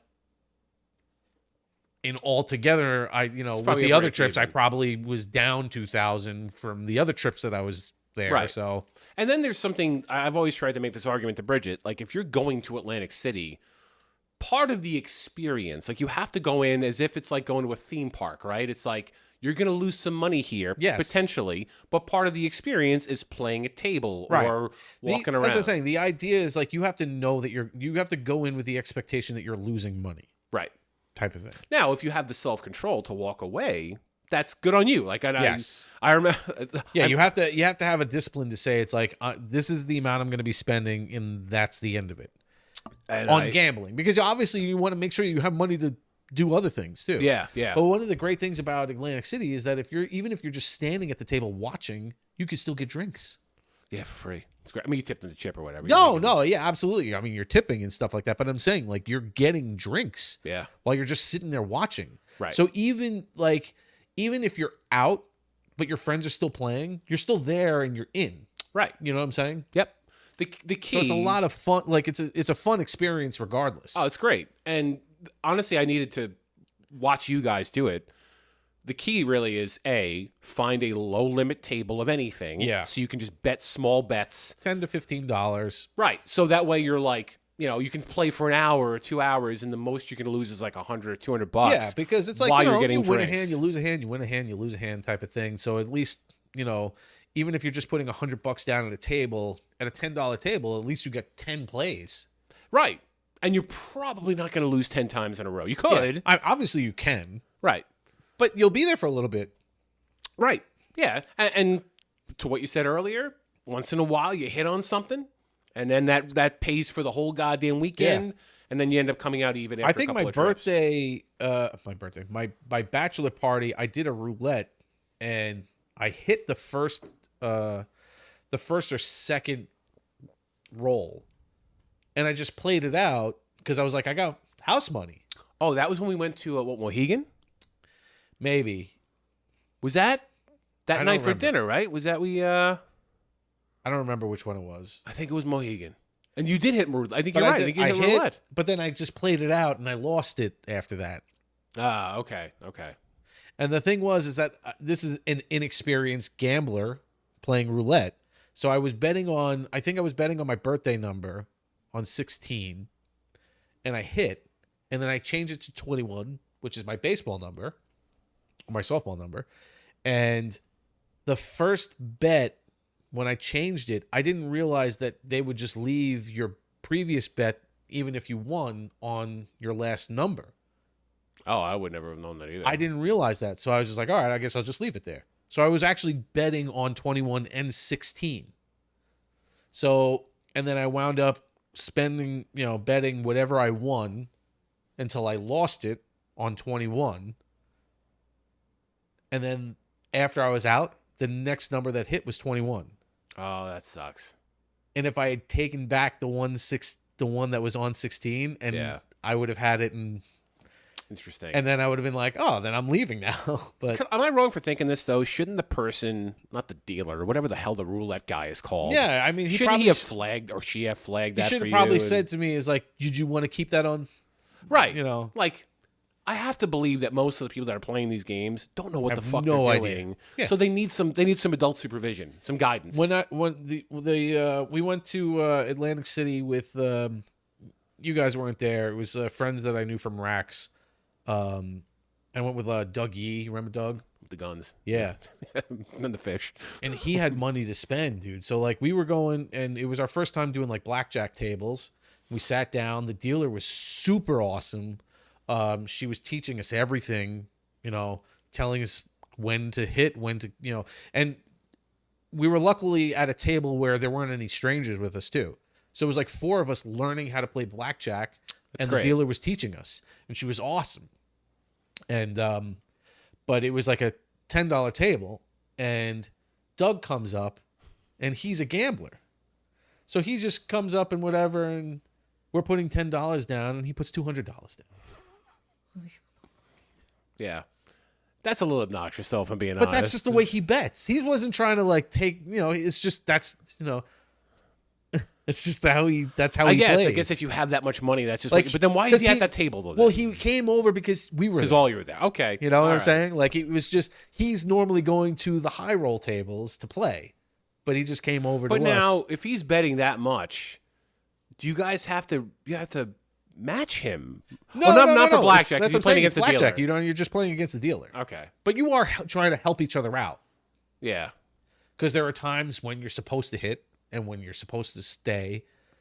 And it's like, if you're playing with strangers and they know that, it's like they could get really angry with you if you do the wrong move. Okay, so that happened, I don't think to me, but I was at a table during one of these, maybe not yours, but somebody else's bachelor party, where I was at a table and somebody else at the table, I don't think one of our friends, hit on like, I'm going to say 16 or something like that. And there was a guy in the corner of the table that got noticeably pissed at this person to the point where he's just like, you can't hit on that. You can't fucking hit on that. And like the guy left. The guy like walked away from the table. He was like pissed. And I'm like, because it all depends on what the dealer has, what the dealer's showing. So it's like if the dealer's showing 10, it's like you're supposed to stay at 16. Type of thing. Okay.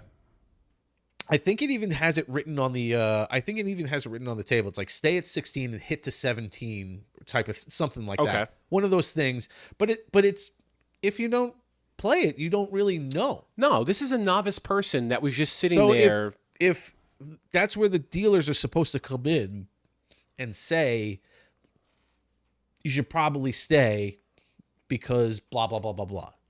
Are they I mean, I guess, or say I would suggest doing this because blah blah blah. Yeah, but it's up to them. They can do whatever the fuck they want. Even if they just point to the goddamn part of the table where it's just like, just read this. Yeah, I said, but I mean, it's obviously up to whoever's playing. They can do whatever the hell they want. Yeah, I would never get mad if I'm playing at a table. But if you're playing at a $10 table, you're playing with novice people, right? And that was my whole thing. This guy is at the corner of the table. He thinks he's fucking whatever he thinks he is. Yeah. And he's yelling at the person that's like two people. He doesn't know this person at all. Go to a higher table if you want to play with more experienced. If it's that serious to you, exactly. You go into those situations expecting, like, if you go in expecting to lose money, or you know going in that these are all novice players. Lots of blueberry in that last. Yeah, it got more blueberry by the end. I think the palate cleanser is something we have to explore before the next one. Really? Because there was more blueberry by the end of it. But yeah, I don't know. I'm not a big gambler, but that experience with that guy yelling at that random person definitely. Well, that's the thing too. That's what's fun and what's also like scary about casinos, because you never know who's going to be there, and a lot of these people like live there. Yeah, you can tell the ones that live there too. Yeah. Like, it's I pretty think obvious. The first time I ever went to Atlantic City, we were having fun. We were just up all night. And I think it was like 4 a.m. And, that's the thing about those. It's so dangerous because the lighting never changes. It always looks like it's the middle of the day. Yeah. Always. So you have no idea what time it is. And they pump oxygen into the fucking place. Extra oxygen, and everybody's always like, so you don't realize what's going on. And then I remember running into some guy. He was in a suit. He had like a like maybe like it was probably like a whiskey drink or something in his hand, and we were just kind of chit chatting, like just walking around. And the guy was like, yeah, I've been here for 3 days, like. And we're like, have you gone to sleep yet? Like the way he was talking, he was like, I've been up for 3 days, basically, gambling. Like that's the way he is. As I said, it's like almost like they live there. Yeah, like this is their job. What they do is they gamble. Oh yeah. There are people that are there professionally for sure. And to your point, there are a lot of people that go there for weekends that don't go to bed. Right. Or they'll go to the room for a nap and then come back down, and they're gambling. If there's a 24-hour day, they're gambling for 21 of those 24 hours, which is scary shit. That's why Gamblers Anonymous fucking exists. If I'm being absolutely. Honest. That's some scary stuff. I could never.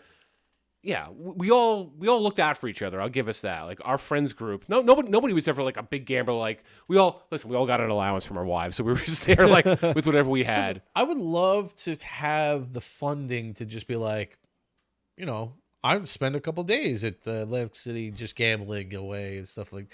But to us, it was like, you know, well, at that point, you're saving for a house. Like all these things are. You spend too much. It's like, oh my god. I got to make sure how am I going to pay the bills? Yeah. I'll do one more before we get our next drink. There was one where we went to Atlantic City. I forget whose thing we were there for. And I think we were playing Hold'em or something like that. And I was with Noah. It was one where I had won like, I don't know, $500-$600 on a 3-card poker hand. And Noah was down $700 or $750. Something like that. He just had a bad couple of hands. He was having a terrible night. Yeah. So I walked over to Noah. And I'm riding high at this point, so I'm feeling good about myself. And I'm trying to do the right thing. So I go up to him. I'm like, you know, man, things happen. You know, it's just cut your losses. You got kids at home. You got this. I'm just reminding him of all of his obligations inadvertently. I'm saying all the wrong things. And I swear to God, he's sitting there on a bench, stewing from having lost all this money. He's got this posture. And he's gripping his hands like that. He looks at me and he goes, can you just do me a favor and shut the fuck up for 2 seconds? And then he walks away. And I remember that moment I'll remember that for the rest of my life. It's my best friend sitting there. You could tell he's just like, leave me alone, leave me alone, leave me alone. Yeah. I'm not backing off in any way. I'm probably gloating.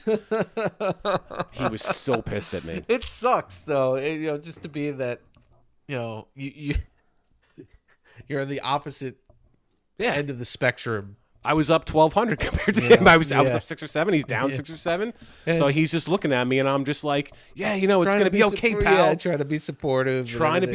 Saying all the wrong things, and all he wants to do is just sit there, be left alone on a bench for 2 hours, and I'm trying to talk to him. Yeah. And he's just like, I just remember like just looked over, like deadpan to me. Just do me a favor and shut the fuck up for 2. I was just like, and I think I hit like a cheesesteak place. And I was like, let's get the fuck out of here before he kills me. So, yeah, it can be fun and it can be rough. Yeah, when you're on the losing end, I can understand where he was coming from. Now that I'm older, but we were in our 20s, like late 30s, early 30s. I had no idea. I was trying to be a supportive friend. I was also drunk. Yeah. You know, so you're not really saying the right things. Either. Not at all. No, I'm riding high and I'm drunk. He's probably stone sober and completely pissed. Yeah, you know. It doesn't matter how much you're drinking. Yep. Once you're out like close to $1,000. And I think it was a thing where, like, you know, this is probably around the time where he just gotten married or like was getting married. Like he probably had all these expenses coming up. Yeah. Loses this money and he's probably just like, yeah, because it was probably probably one of those things where you go in saying like, all right, I'm gonna spend $300 to $400 gambling, and that'll be that. And then it's like you have a good hand. You're like, all right, this is good. And then all of a sudden it's gone. And then you do it again. And, you know, within the first hour, you're out $300. You're like, what? I don't want to fucking sit around. Like, I was close. Right. So let me go grab another 300, you know? Right. I can't possibly lose all of this money. That's what happens. You get in that dilemma of, I lost too much too fast. And I'm here. Yeah. So what do I do? Do I go back into the room and just, you know, scratch my balls for 2 hours? Or do I stay down here, grab a couple of more books, and hope that it works out to where I can get back to even? Right. That's it. And that didn't happen for Noah. He grabbed an extra 300, went down, and then I gloated. Inadvertently. But I gloated. Yeah, I wasn't up very much versus Noah. Noah usually got me, so. With sports cards? Oh man, that is a whole different. We used to collect baseball cards. I did. I did back in the day. Yeah. Tommy had a huge collection of them. And I think and we used to like look up to, oh my God, man, back in the day, it's like you had almanacs and stuff. And it's like you had these books to show you the prices of things and what they're worth and all that stuff. And I think that the most expensive one that any one of us had, Tommy had a Cal Ripken Jr. Rookie card, but it was one of those triple ones, so it was like 3 different rookies on it. I can't remember who were the other 2. Oh, okay. Yeah, I kind of remember that. So it wasn't extremely expensive type of thing, or worth and value, whatever. But your doorbell just rang. I was just gonna say, what's going on? I have no idea. Also, there was like, Cameron, go get the door. Go get it or don't get it. Yeah. Oh, is it Nikki? Is it somebody you know? It's yeah, there he goes. It's his Margaret. Oh, okay. But like with cards, I don't really. There was like 2 or 3 big brands. It was Topps, Fleer, Fleer, Fleet or Fleer. I thought it was Fleer. Maybe I'm wrong. Maybe it's Fleer. I thought it was Fleet. It could be Fleet. I'm gonna get Ron to help me out here. I thought it was Fleer, but it could be Fleet. It probably is Fleet because I'm probably an idiot. No. I'm just trying to remember. Topps was definitely was Fleet. Okay, I'm an idiot. I told you. No. That's all right. No. And then Fleer. Was it Fleer? Oh man, now you're messing with us. There was one that always had a shimmering thing to it. Yes. Oh shit. Christ, I can't remember. We used to collect those all the time. It was great. That was fun. But it was like I never had anything that was super rare or anything like that. Never. It's not like Blast from the Past.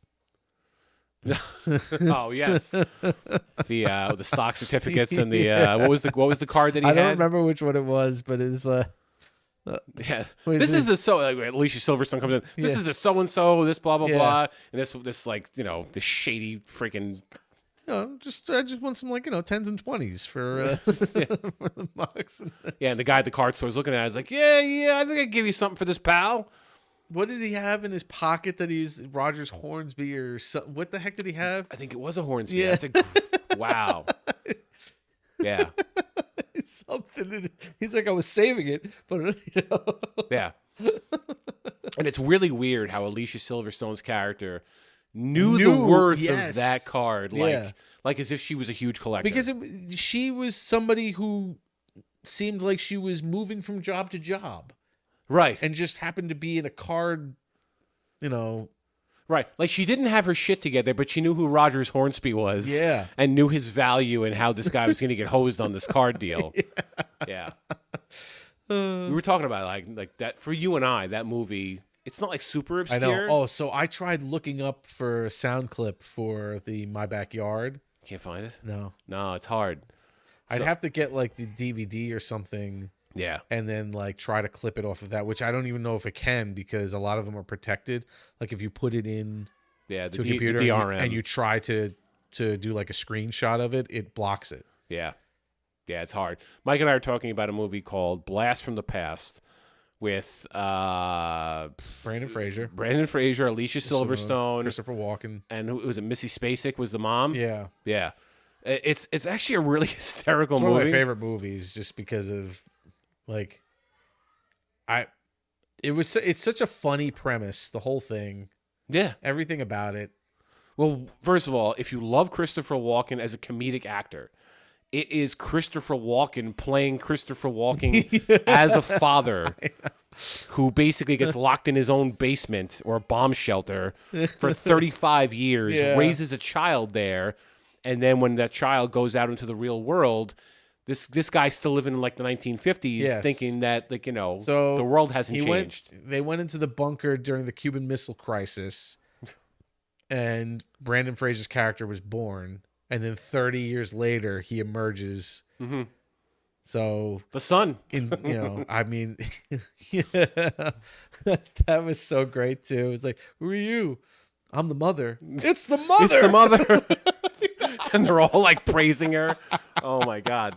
Whoever that guy is, that actor, that guy was great too. He was so awesome. Starts out working as a malt shop or something like that. Oh, that was great. Watching that, the shop that was built on top of their house and the way it developed through the years. Yep. It's so good. Yep. Ends up being like a dive bar at some point. Yep.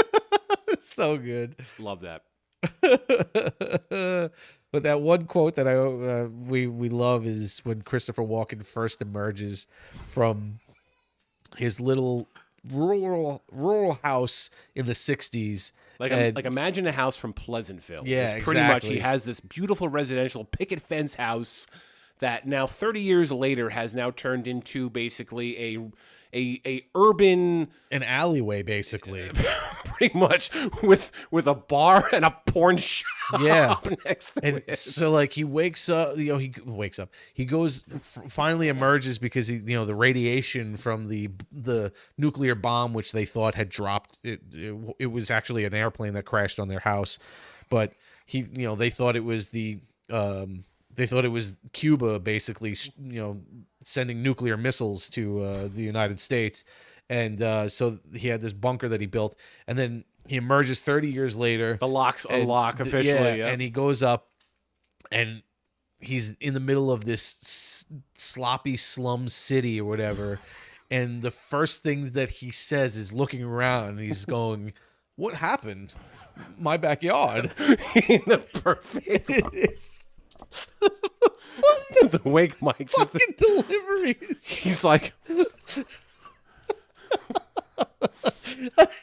The way Mike did walk in there is perfect. Because, it's just so funny that the what happened is funny enough. What happened? The idea that he's like, this is my backyard. Backyard, yep. That's so great. And then he goes back down and describes it to his wife afterwards. Yeah. The awful lawn furniture is like, come on. Because he interacted with a hooker while he was I'll do whatever you want, baby. And he goes down and tells his wife. Oh, man. It's a great movie. It's not a great movie. It's a funny movie. It's really It's funny. a very funny movie. It's underrated. That's the best way I would describe Absolutely. it. All right. You One ready more for the last one? I'm ready. All Yeah. right. Are I'll you gonna get pee? it. I'll get it this time. I don't. Okay. You know what? I guess I could break the seal, but I don't really have to. Well, don't then. But I will. Don't make me force Since you. you've gotten the last three, Okay. I will. All right. I will take this. I'll hold the fort down. Let me hit some buttons or something like that. Mike is going possibly to the restroom. Babbity boopy. Yep, I hit a button there. And yeah, so I think our last beer, I think it's an IPA. I don't know the name of the IPA. I'll let Mike bring the beer back.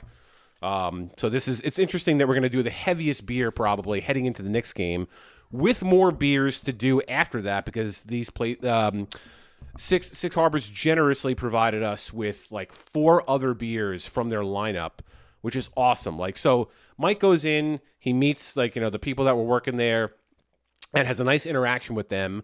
And he says, I want 4 beers because my buddy and I are going to be doing the show. And so it's going to be 2 of us doing 4 beers apiece, which is our normal rhythm.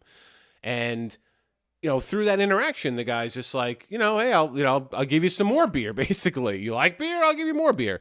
And then the guy gives Mike, is Six Harbors located in stores? That's a good question. A lot of these Long Island microbrews or brewing companies do sell their products at beer distributors, but it's very selective, right? So a couple episodes back, we did one for some brewery. I can't remember the brewing company, but I couldn't. It's 20, 30 miles away from me, so I just couldn't get there.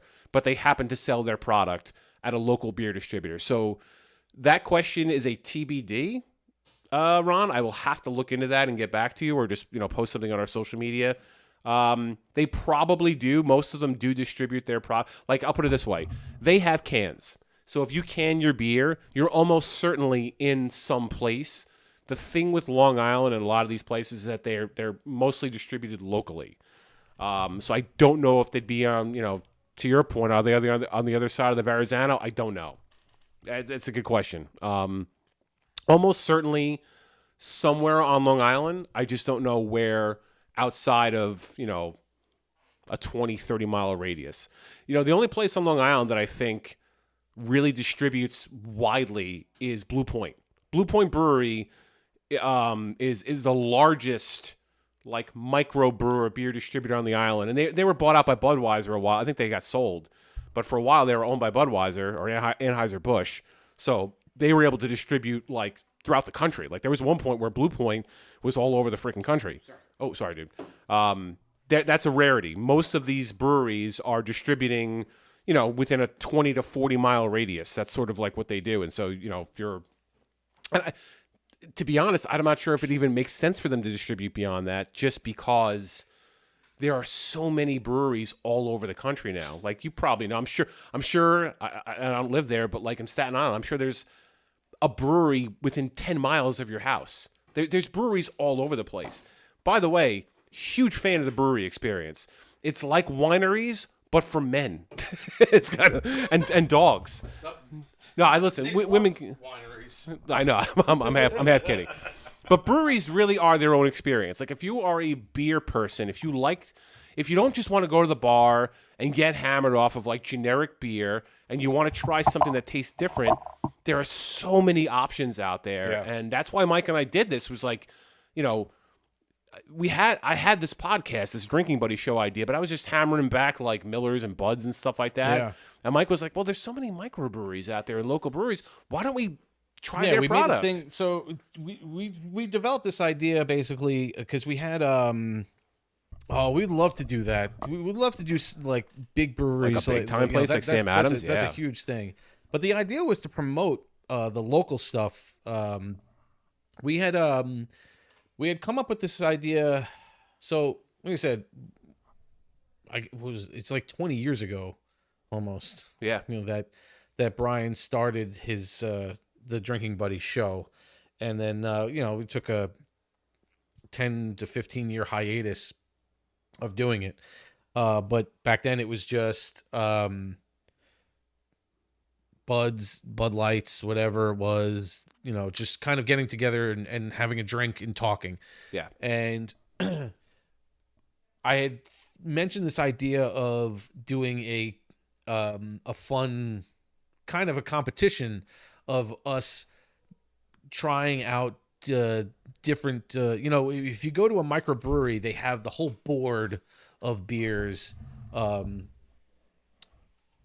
from all different places too. Yeah. And I was like, what if we try to get let's do a competition to see who could drink all the beers or something like that, or the most beers that people have tried and stuff like that. We'll do it like a punch card thing. And we were trying to figure out a way of how we would accomplish this type of thing where all of us could get into this competition between, just amongst us for fun. And then when we were talking about the reemergence of the Drinking Buddy show and doing it and bringing it about again, that kind of developed into the idea of well, let's try out. There's so many local breweries. Yeah. Let's do a thing where we just try out beers from different breweries every single episode. Yep. Well, you showed me this list. There's 40, I think at least 40 on Long Island. Just on that one list too. Yeah. And that was a whatever I sent you, it was on TikTok, and it was somebody's list that they put together based on people's responses from whatever they posted. Right. It might not be everything. It's just, so it's not it's there's no way it's everything. Yeah. It's just things that people shouted out. Right. And that's just Long Island. Right. That doesn't include Queens and Brooklyn and Staten Island, Bronx.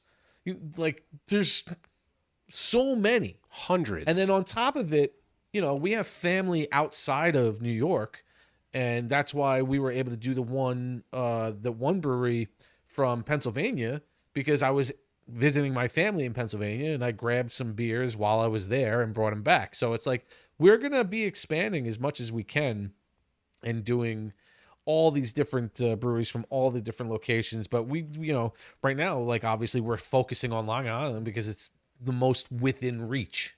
Yeah. Yeah. We have the ability to get the product as quickly as possible because it's near us. Yeah. And yeah, I think for us, we would love to see local businesses do well. So if we can get something about their product out, absolutely, and, yeah, it's a. And we've had a couple of times, where some of the representatives from the breweries have joined us during the show. Remember Jones Beach? For the most part, they don't, but there has been a couple times, and we did because we're good. We're close with the South Shore Brewery folks. We've done 2 shows out of South Shore. South Shore Craft Brewery in Oceanside. Yep. So, we will,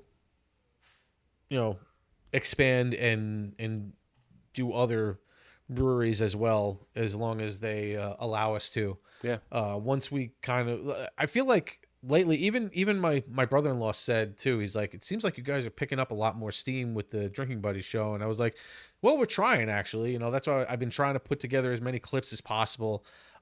There's still so many, it takes a long time to go through all the footage and put together all these clips and everything like that and condense them into something that is less than 3 minutes long, so it can be part of the shorts. Yeah. Because if it's longer than 3 minutes, then it's not a short, and then it doesn't come across the same way when it's like displayed on YouTube and stuff. So, yeah, listen, man, we're talking for 4 hours plus, and within that 4 hours, there's some comedy gold in there, but you got to sift through 4 hours of that's stuff a lot of it. to get there, So that's just the way of the world now, man. Like, back when I did this shit, I was doing like an hour or two. And it was like people would watch live because that was people's viewing habits now. Now people just want to quickly scroll through and see a clip. Yeah. So for people who do stick around, Ron being one of them, and other, people that watch us regularly, we appreciate the hell out of that because that is not the norm. The idea of people sitting around watching us for an extended period of time is pretty freaking awesome. So yeah, I appreciate it. All right, let's look at this next beer. This is the... we got an hour to tip off. I know. Yeah, we're doing well. Yeah. I think we're timing this out pretty well. Perfectly. So this is the Seclusion Infusion IPA. Now, I did say while you were grabbing this shit, this is definitely our heaviest one. Yeah, by a lot. 7%. I feel like we haven't had a 7% in a little while. No, we've been in the 6s and the 5s for a lot. Let's see. Okay, here we go. Seclusion Infusion. Whoa, I didn't mean to do that. Yeah, it's like beer. It's like beer. It is a good name, yeah. Okay. The style is dry hopped with Citra and Amarillo hops. We've come across those before. Okay, this is a NE IPA, so Northeastern or New England IPA. Sorry, yes. New England, which is Northeastern. New England IPA is brewed with large quantities of flaked oats. Flaked oats. I feel like that's the first time we've heard that. Never heard flaked oats. Quantities of flaked oats, flaked wheat, and oat malt. Dry hopped with Citra and Amarillo hops to create a hazy, juicy feel with massive amounts of pineapple. All right. Pineapple. All right. That's another one we haven't heard. There's been a lot of, like the Citra and the orange and all that stuff. Not pineapple. I'm down for that. Pineapple, I think, is my favorite fruit. Yes. I love the sourness of it. Yeah, the tartness or whatever. Yeah. The tart, whatever it is. I really enjoy it. I like a good pineapple. Yeah. Yeah. I'm that and watermelon in the summer, but yeah. Yeah. I'll definitely try that. Yeah, dude, this is I'm curious to try so this. This is actually we've talked about this in the past too with the breweries. These local breweries, they usually come up with some kind of a label that they can they can handwrite or type in, like it's just a general type of label, and then they type in or handwrite in what the beer is that they put in for that particular can. The Nathan Hale's was a little bit different. I don't know if we showed that. So this one is also slightly different from those. This is a pretty cool one with the anchor and everything and the rope. Yep. I like it. So Seclusion Infusion IPA. Let's give this a shot. We're ready to roll. 3, 2, 1, go. Timed that out beautifully. That was beautiful. We nailed the best for the last. Yeah. Love it. All right, we go. Oh, it is. Yeah. Whoa, that looks. That's very hazy. Okay. Yeah. Oh, I'm getting some head on this one. I love it. Yes. Give it to me. This, wait, that sounds terrible. All right, I'm a little too much head on this one, but that's okay. I'm a little bit. That's I'm more not than bad. I expect. I'm kind of with you on that one. Yeah, we're similar. That's not good. bad. It still has that golden like color to it. Yeah, so we've had some other IPAs where it's more of like a peachy kind of haze. This is a darker haze for sure. This is more of like a light brown. I don't know. It's hard to describe.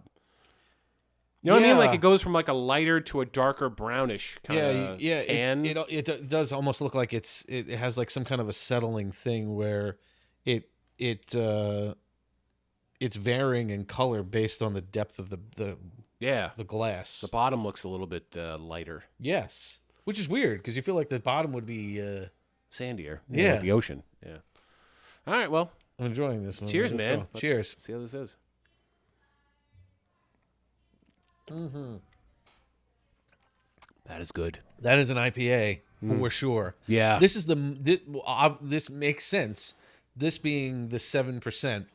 It tastes like 7%. This totally tastes like this. You could totally taste it, but it is delicious. It's not bad at all. No, there's not a lot of bitterness to it. No. Don't know if I get the pineapple. I was waiting. I was going to say, like, maybe this might be part of the palate cleanser. Maybe towards the end we'll start to feel a little. We need Nick. We need Nick with his palate cleanser. It's good though. You can smell it too. Yeah. It smells very. This is a good beer taste. Yeah. So like, I don't want to like, for those who don't drink beer, just say when it has a beer taste, that's a good thing. Because I do enjoy the taste of beer, and when you have a good beer taste, that's not a negative. No. This has superb beer flavor with. It's definitely hoppy. You definitely taste the hops because it's an IPA. Well, here's the other thing too. Like we came off a 4.99, what was the other one? It was a 5.2 and a 5. Okay, so those are like pretty much like standard. That's pretty light, all things considered. To go from 5s to 7s. I feel like whenever we're dealing with local craft breweries, the standard lighter side is a 5. Mm-hmm. It's rare that we get into the 3s or anything like that. I don't even know if we've ever had a 3. No, there's only a couple I think that even make 3s, yeah. and that's like, what are you even doing? Yeah, that. I mean, I think four is like partake, right? Some Canadian partake. Yep. Yeah, this is good. This is really good. But you can taste the 7 comparatively. Oh, 100%. Oh man. Yeah. I'm glad we ended with this and didn't start with this. I feel like, I don't know. Maybe I'm not going to feel that way in an hour or two, but I do feel like this was a good. It has some flavor. Definitely, like as you're drinking it, like it has some flavoring in the aftermath. Like, that's what I love about these beers too, is that you get different tastes throughout the drinking process. You know what I'm saying? Like it's not. There's an initial taste to it, and then there's the aftertaste to it, and that's what's kind of like it makes it whole. The whole like experience. That's why I love doing this. I love this show just because we've said this plenty of times, but we would never have like tried out all of these different beers if it wasn't for this show. Never. We were not. I'm not saying I've never had an IPA, but you and I talk about the fact that we expanded our boundaries and learned about IPAs and these different flavor profiles and stuff in beers. Yeah. You find your like, when you're a beer drinker, an alcohol drinker, or whatever, and you just kind of go to the bars and stuff like that, you find the beers style that you like, and you kind of just order the same thing over and over and again because that's what you like. Just drink that, and you don't, not to say never, but you don't really typically expound from your home base of the beer that you like to drink. Yeah. So I love the idea because when we go to these breweries, we basically tell them, if you are trying to sell your brewery to me, give me 4 beers that will sell your brewery. Yeah. Yep. Just whatever you think represents your brewery the best, give it to us. Yep. And it's always different flavors of beer. It's never just one thing. No, they have their flagship beers that they give, but then they give you all these different tastes. And it's something that we would never have done typically without doing this show. Right. Imagine you went through a brewery or even a winery and you asked for a flight. It's the same idea where they're walking you through an experience. They're saying, okay, these are our flagships or whatever, but we're going to give you 4 beers, and these 4 beers represent us as best as we possibly can across our entire menu of beers. And through that journey, you're going to get a different experience with every single beer you taste. Yeah. So yeah, like tonight we had 4 beers. Every one of those beers was very, very different. Yeah, it has a completely distinctive taste from one another. Super distinct. But good. All good. Again, we are, how many? Is this episode 16 of us 17. doing this? 17? 17 episodes in. Other than the fact that we have repeated South Shore a couple of times, and that's no disrespect to them. So we've had a couple of like overlap there. So I think that if you eliminate the, let's say, because we did the 2 that we did at the brewery, we weren't really focusing on the beer. No, that was more about the bar and it was the atmosphere and the cornhole. It was more focused on the cornhole and stuff until you took over the cornhole stuff. So you have your own cornhole thing. Right. So that's why we don't do that anymore. So that this is really focusing on the beers themselves, which is great. So if we eliminated those 2 shows, it's basically 15 times 4. Basically, right, that we've tried minimum all of the. That's what I'm saying, and that's just a generous way of putting it. So what is that? 60 beers that we've tried. Yeah. All different flavors and all different types and stuff, and it's amazing that we never would have done this. Never. At like. Yeah. No, you were, let's call it what it is. For a long time, you were like a Brooklyn Lager guy. You still are a Brooklyn Lager guy, but that was your go-to beer. Yep. We're going to a party or I'm having people over, I'm going to get a bunch of Brooklyn Lager. That's my beer. You would never have thought to try some of these IPAs or even the thing we did, what was it, an episode or 2 ago, where we took the stout and put it to room temperature. Yes, that was from Somerset. That was a really cool thing that we had never done. We never even thought of before. And it is different. And it has completely changed our way of like thinking about how these brewmasters make their beers and what they expect you to taste and how they present it to you too. Mm-hmm. So a couple of episodes ago, we did Somerset Brewery, and they gave us a stout. And if you've never had a stout before, or drunk a stout, I guess appropriately, however you want to say it, apparently you're supposed to be drinking stouts at room temperature, which I did not know. I would never have thought of it. I knew Guinness, because that is a stout technically. I knew Guinness was drank at a specific temperature, like you're supposed to serve Guinness at like, I'm gonna say 39 or 42 degrees, whatever the hell it is. Yeah. But I did not realize that all stouts were supposed to be served at room temperature. So for a long time, all of us have been drinking stouts cold, like a regular beer. Yeah, because you just think cold beer. That's all you think. It's cold beer. And so the gentleman from Somerset said, try it cold. He said, but then pour one out and let it sit and get to room temperature, and then try it again. You'll get a different flavor feel for it. And he was completely right. Yeah. I mean, it was unbelievable. And it was really good because it, like, we talked about it that show too. When you're drinking beers, if you've ever had a beer and you've kind of left it out and you've been kind of nursing it, once it gets to room temperature, you're like, ugh, I need to get a cold one. Yeah. This was completely different. Like, this tasted like this was the way it was supposed to be served. It was like a dessert. And it was really good. Yeah. So we love this idea of what we've been experiencing at all these different breweries. And we can't wait to just keep doing it. And we're going to go back to some of the breweries too, because pretty much every single one of these breweries rotate their beers on Right. like almost a weekly basis. Yeah.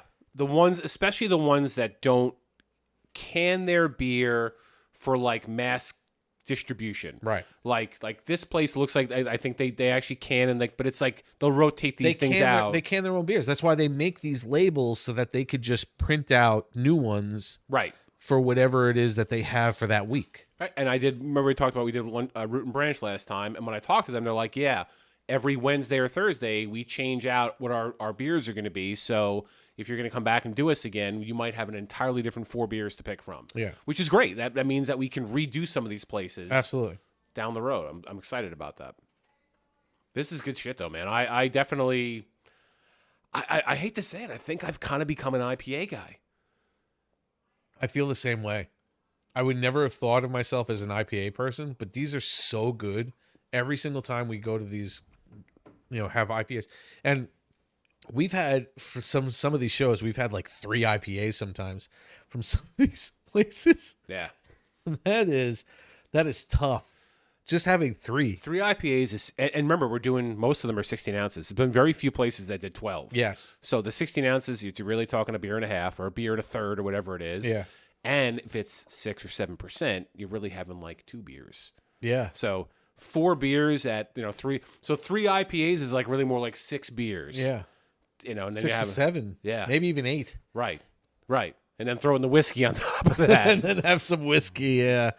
Yeah, IPAs are enjoyable, but I will just say, and this is where Mike and we were talking about this, 10, 12 years ago, IPAs were, I'm just being honest, they tasted like shit to me. They weren't good to me They were all bitter. Everything was bitter. And I think they've just added sugars and flavor profiles and the Citra and all that crap. And I think there was, even before we started the show up again, I think we had a party at your house and you had an IPA, and when you said that, I was like, you had an IPA at tap, and you were like, oh, on tap. Yeah, it was. I think it was the Optical Illusion. Yeah. From Blue Point. Yep. And you were like, it doesn't taste like your typical IPA. And then when I tasted it, I was like, holy cow, it really doesn't. Mm-hmm. Like, it was totally different. So it was just the idea of whatever it was that we had however long ago when IPAs started becoming a thing, those first breweries or whatever that came out with them, they were like super hoppy and super bitter, and it didn't make it enjoyable. Right. Like you would. It was like the first time you had a regular beer, and you were like, yeah, and why do people do this? Because but like drinking it at first, you're like, all right, it tastes like a beer, but then afterwards, you're like, yeah, God, what is like? Why do I want so that? bitter and so gross that you're like, why would I do this to myself? Yeah, but you're right. They've now somehow over the years perfected. Although, I don't know. Whatever beers they were that I tasted, because I remember I was drinking them out of a can.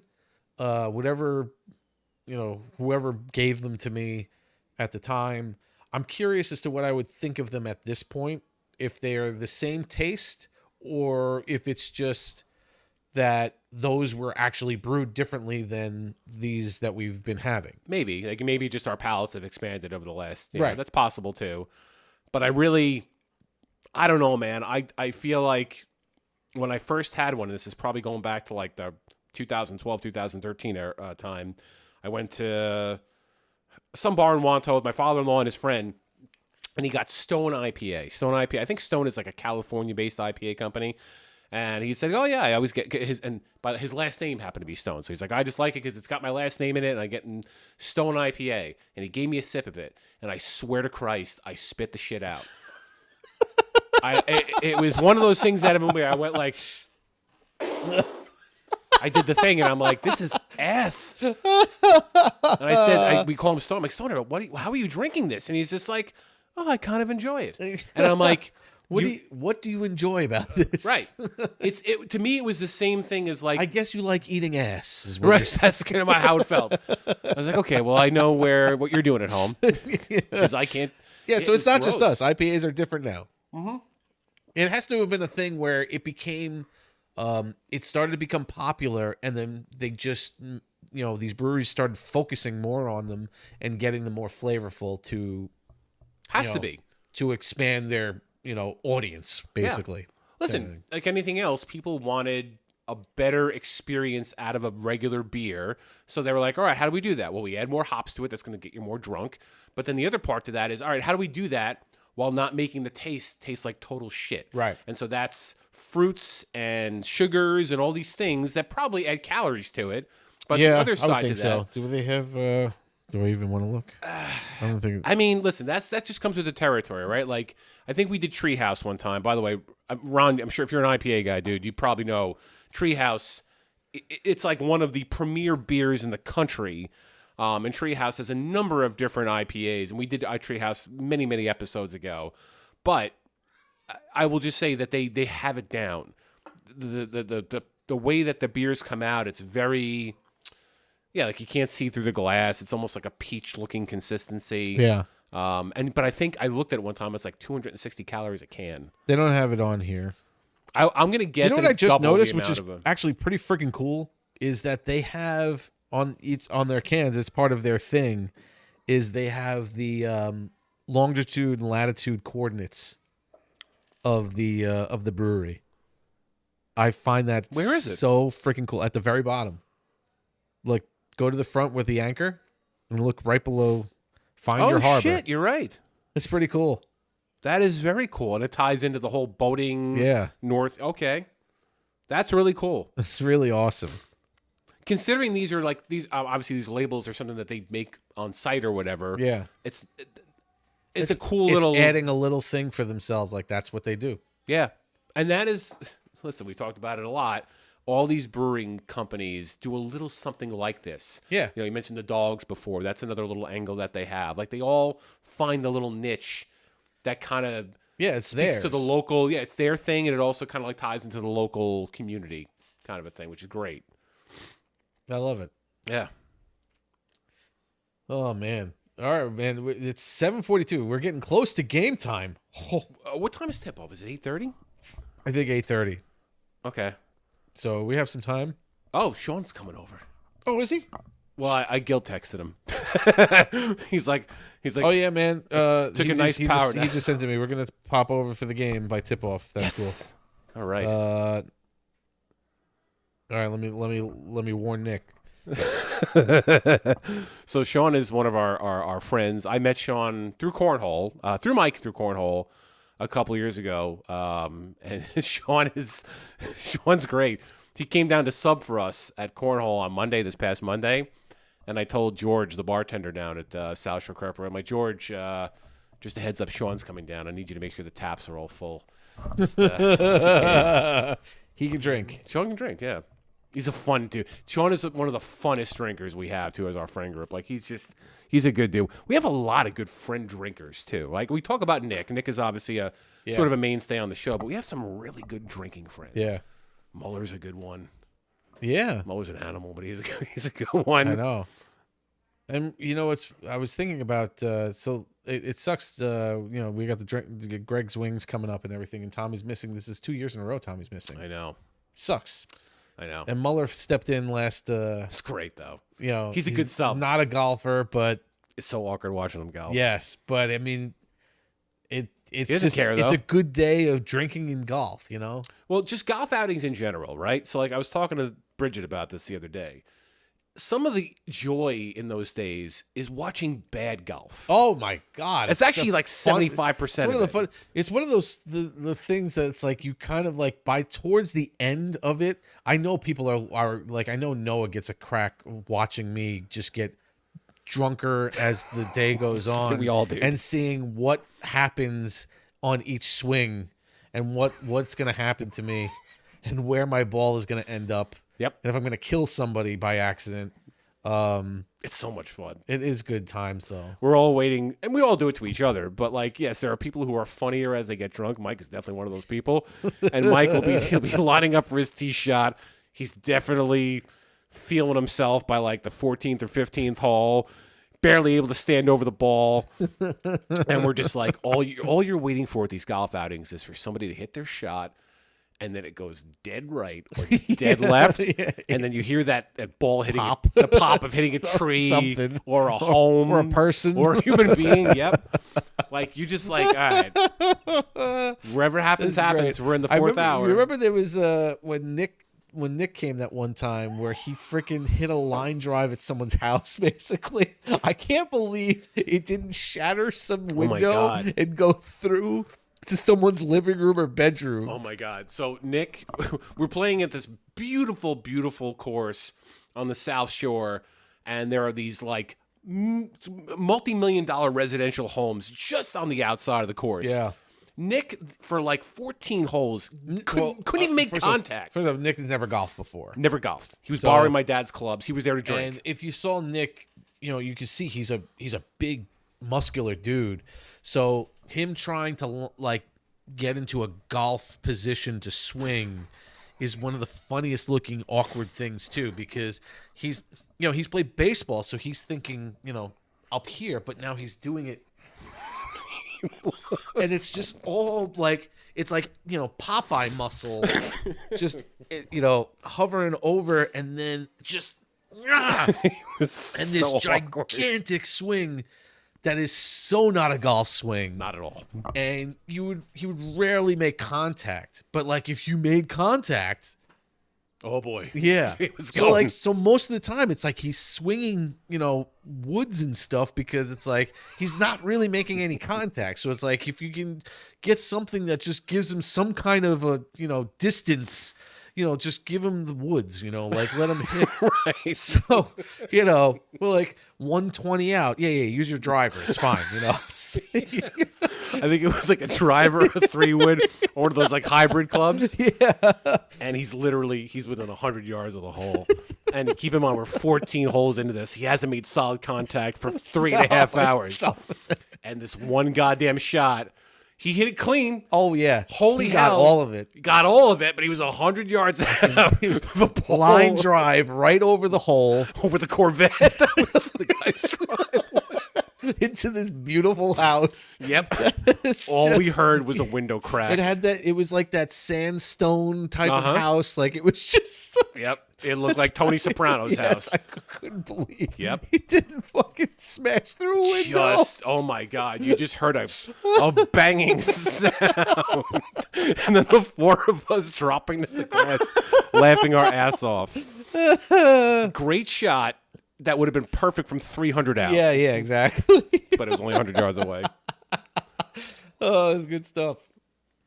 That is the beauty of golf outings. If you've never gone to a golf outing, I highly recommend it. Even if you don't golf, even if you hate golf, it's not about the golf. If you can get four friends together, it's just a social thing. That's all it is. So every year we do this thing called the Greg's Wings Golf Outing. The cause is amazing. We're probably going to do another show in the next month or two that ties into that. We did one last year. Great family, great cause. I won't go into the whole thing now, but it's Mike and I, our friend Noah, and usually his brother Tommy, who can't make it. But we always find like either our friend Nick or somebody else will sub in for the fourth spot. And you're there to just have breakfast together and then hit some balls on the range together. And then you're playing golf, but the golf is like a secondary thing almost. You're there to hang out and make fun of each other and have a good time and drink. All of this while drinking. Right. Like drinking is kind of like the it's kind of like the blanket. You're doing all these other things, but the entire time it's just you're drinking, like the whole from beginning to end. Yeah. So we're going to breakfast and we're having Bloody Marys or mimosas or whatever, and then you go out to the driving range, but it's like grab a beer on the way. Yeah. And then and then you're getting into the golf cart, so you grab beers to go into the golf cart. A lot of beers. And so it's like we got 4 cup holders per cart, so that's 8 beers plus I got a mini cooler in my bag, so it's like that's another 4 beers, and so you're just loading up with all these beers to go out, and it's hot too. Usually, so it's like you don't want them to sit, so you're trying to get through these beers as well. Yeah. So you're pounding beers so that they're cold by the time you drink them, and then And then you have the cart girls who will come by and like refill and stuff. And you know, since we've been at the Lawrence Country Club, it hasn't just been the typical cart girls with beer. It's hard liquor too, which we try to stay away from because we know better now. Yeah, now through experience. Breakfast of Champions. But yeah, you're just constantly refilling the entire way through, and then you get to dinner and you have more drinks, and you know it's just. Yeah, I was gonna say you explain the load up process perfectly. We have at least one or two bloodies or mimosas with breakfast. Yeah, right out of the gate. So before noon, which is when we tee off, we've had at least 2 drinks. Then there is a beer station right by, like, before you, like, you know, get in your cart and you go off to your hole for the shotgun start. So, yeah, you will usually grab, like, 16 to 20 do whatever we can to fill up. It's like 2 or 3 of us. Like, these guys are walking over and they're like, yeah, I got a beer. No, you want a beer? Yeah. And they grab another beer, and I'm like, I got. Mike's putting him in his shirts like he's robbing a bank. Shoving up his asshole. Duck walking back to the cart. Guys, I got like 87 beers in my orifice. I just want to make sure we're prepared. That's all. And then he's right. By like hole 3, they're gone. They're gone, yeah. Because you want to drink them cold. Yes. So now we were, I don't know, by the 3rd or 4th hole, we've had the 2 mimosas and at least 2 or 3 beers apiece. Thankfully, we pick up light beers, though. Oh, it's like Miller's and so I mean, and stuff like that. If we were drinking this stuff, there's no way we would survive. Zero chance. No, it's all light beer. And to your point, because it is hot, you're sweating a lot of it out. Yes. So like you are, it's really more for hydration. That's how I look at it. When you get to the hard liquor, it's a different story. But it's such a fun day. I cannot stress enough. If you ever have a chance to do a golf outing, it is definitely one of the most fun days that I look forward to every single year. Oh my God! Every year we have a moment or two that is just you've made some videos out of this, right? Oh yeah. I saved a bunch last year. For I just didn't. I still have them. I just never really put them together. It takes a lot to do all this stuff. I know. Well, you had the one year. I think it was 2 years ago. So next year you made the highlight reel. Next year might be on my birthday, unless it's the week after. Because my birthday is the day before this year. Oh, I have to do a little birthday celebration for you. So that'll be fun. Yeah, absolutely. Yeah, I am, as much as I am going to miss your brother, because your brother, I don't see him often enough, and I do see Muller all the time. Yeah. Muller is a good replacement, though. From a drinking standpoint, Muller was great. Oh yeah, he was really good.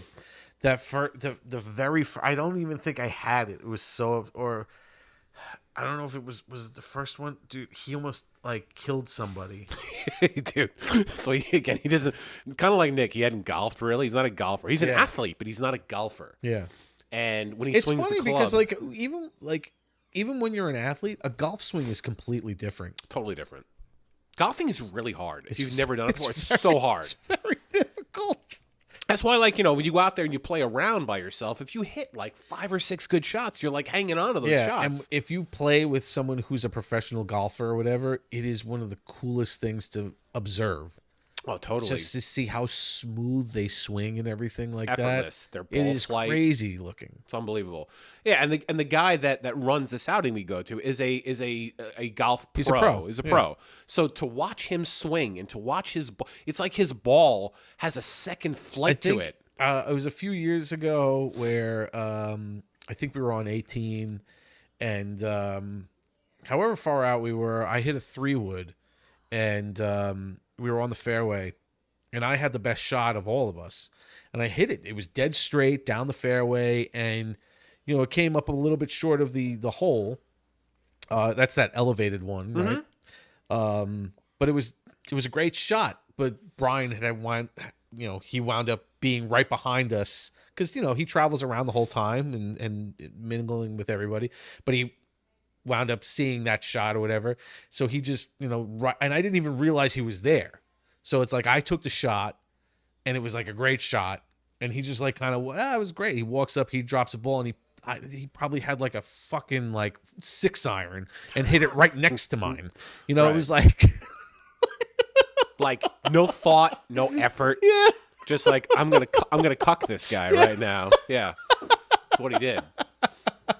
Oh, man. It's an amazing. It's really cool. Yeah, to watch somebody that good. I played with Nikki's cousin's son. This kid Max.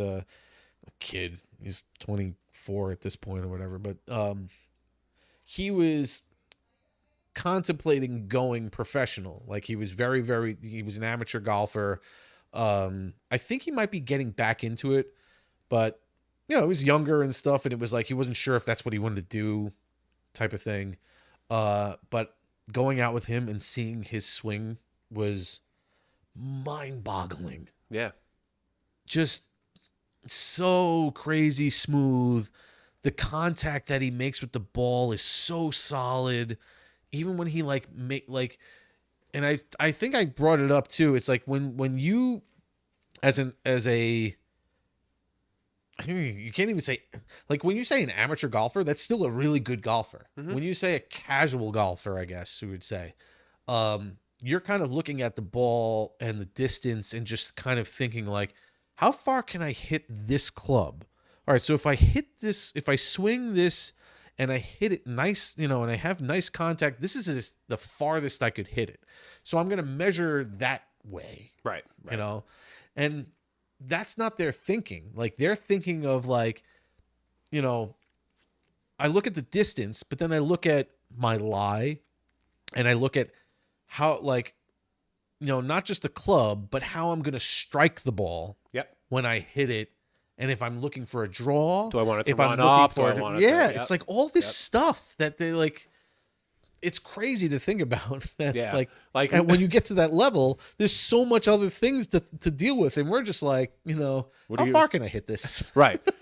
You ever had those moments too, where like, and listen, I would just say, so Mike is amazing with his irons. Like, so it is a complimentary group. I will say this. Like, I'm definitely like, I am what I am. I don't play that often. But like, so you and Noah, I would say, are the two most complimentary or prolific golfers of our group. Noah's got a great driver, not as good on the irons, but great driver. Noah can probably drive like 3 to 350 sometimes. Yeah.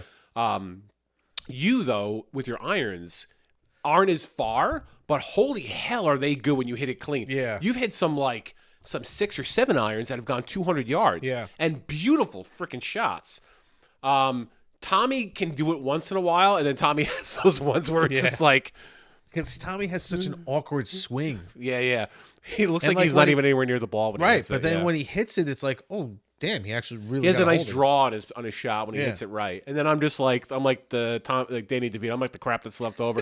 Once in a while, I had one that you guys are like, yeah, Bri. And it's like, holy shit, he hit one. But it's just funny. But there's it's not like we like this is the one time a year we play.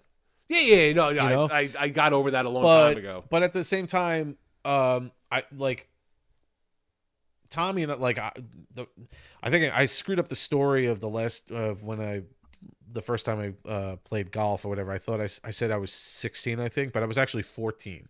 Oh. So it's like I've been playing golf since I was in my early teens and stuff like that. You picked up golf in your 20s, basically. I did it a couple of times before my 20s, but I started playing regularly in my 20s. That's what I'm saying. Like, I played every year at Villaroma. Yeah, that helps. You know helps what I'm a saying? lot. Yeah. So it's just a matter of like playing it more often. Well, yeah. I mean, and even when you started, you had small shafts.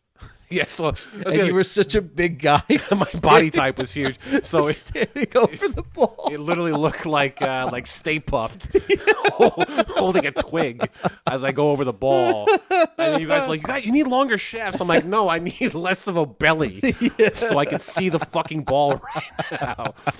And it did. I kind of feel like right now I'm in that like sweet spot of weight where I'm like, I'm not so skinny that I'm like, it's too much, but I'm like not like as heavy as I was. Yeah. So when I go out there, it's just like, it's normal looking. It's not perfect, but it's more normal looking than what it was at my heaviest. You looked so awkward with the, back in the day though. Oh, dude, it was rough. I knew it looked awkward too. You ever know that you're standing over the ball and you're like, all right, well, I can't see my penis right now, so I can barely see the ball as it is. You're standing over the goddamn thing, and I was like, you just don't feel normal. You feel awkward. I can't remember. I had just come across that picture of you and me 16 years ago. Yeah. Do you mind if I show that? No, I don't care. I mean, it was like I have no shame. So if you know, I know Ron doesn't know, but Brian, at one point out of high school, he became very heavy. So and it was very, very like. I'll give the Cliff's Notes version of what happened. I was relatively athletic, but pudgy in high school. In high school, I wouldn't even say you were pudgy. I know it was behind the clothes, so I was a little bit pudgy in high school, but not overtly pudgy. Get to college, stop playing baseball at that point, and I start drinking. And I'm not super active or anything like that. So that happens, and then here's the other thing. I meet my wife, Bridget. She gets pregnant. I eat like she's eating, like a pregnant person. The difference is I didn't give birth twice. So all the weight that she gained like 40, 50 pounds during a pregnancy, I gained the same freaking weight, and I never took it off. So through 2 pregnancies and college, I had ballooned up to something that I didn't recognize myself. Oh, sorry. That's right. Is this porn? Yeah. What's going on? It went directly into like a montage thing. Okay. So yeah, I would say around the time I was somewhere between 25 and 30 years old. Stop doing that. Sorry. Oh, yeah. But between 25 and 30 years old, I had hit like peak fatness, and it was unhealthy. And I applaud my friends for not giving me a lecture on like, dude, get yourself together. It was, and Mike knows, it wasn't until Andrew, my son, very, very innocently said to me one day, like, "Oh, Dad, you look like Santa Claus." And he didn't mean it like in a mean way. He just meant it in a, "You're as fat as Santa Claus" kind of way. And I was like, fuck, I really am. And that was like an inflection point in my mind. So I got to do a couple of things here. This is why I was on the Peloton for 45 minutes before I came here, by the way. All right, we're going to move over to this view. If this is going to... There we go. I have to do this on 2 different... No. There's a lot of chins coming up on your screens, folks. A lot of fucking chins. Listen, it is what it is. I mean, I'm actually proud of the fact that I got past all that stuff. I'm not like small anymore, but I'm active. Nick knows this. You know this. I work out. I'm a big biker. I row. I ruin it with the beer. Obviously, like I'm not sitting there telling you guys that I'm. But I've at least gotten to the point in my life now where I'm an active human being. My heart's in good health. Yeah. And thank God I'm not dead. Because I could be. Wait till Mike shows you this photo. I should be dead right now. I have it up on YouTube. Let me get over here to... Oh, I'm looking at the TikTok feed. Yeah, okay. I know. Sorry. I'll get it in 1 sec. Yeah, I look like I fucking ate Mike. Yep. There we are. That's 16 years ago. That is a Bud Light. Brian was pretty darn heavy back then. Yeah. And it was definitely a concern for us, but I mean, like at the same time, like it's hard to,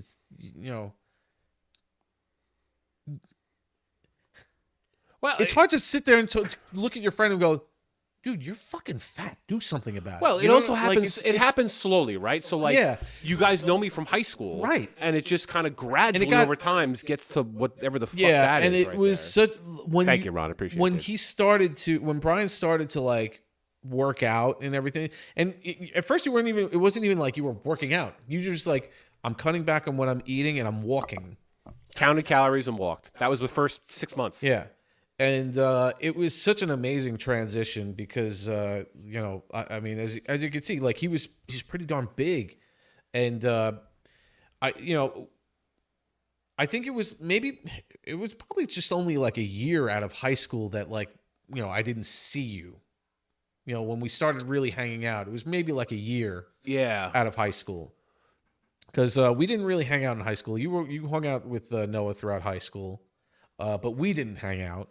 We knew each other. Yeah, we were familiar. We did play baseball sophomore year of high school together with each other. Yeah, but we weren't close friends enough where we would hang out outside of school, type of thing. Yeah.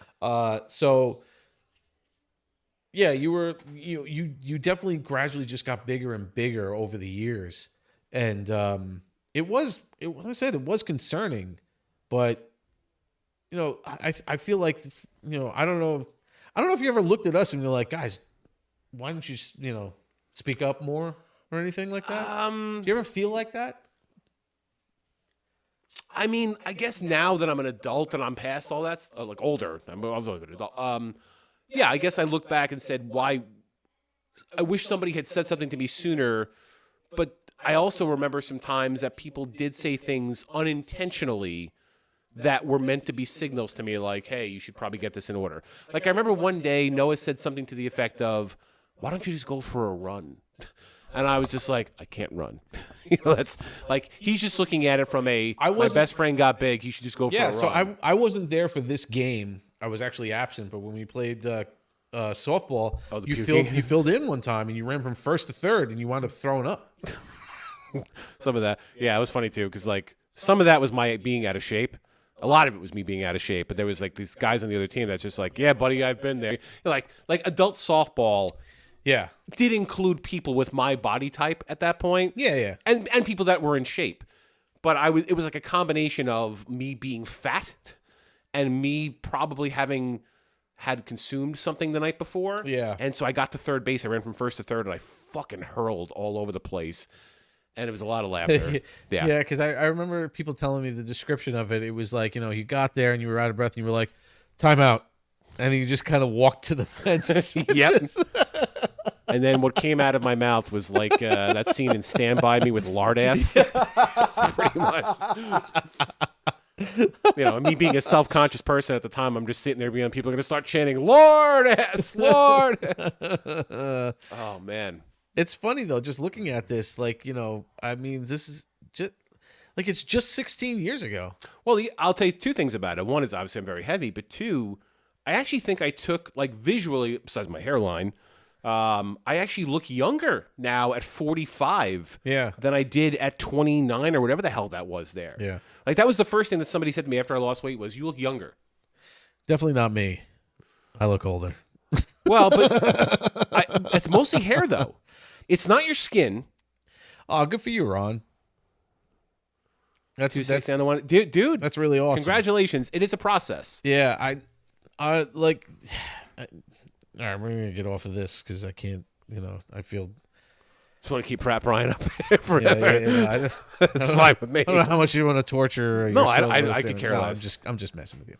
But I was surprised at my weight a little while ago. I haven't checked in a while, but like, I don't feel like I am, but I'm actually somewhere between 220 to 230. And I don't feel like I am. You don't look like you're 220. And I don't look like I am. But I think it's just because I'm so out of shape physically. And we talked about this last episode. It's just difficult for me to even like really work out the way I used to.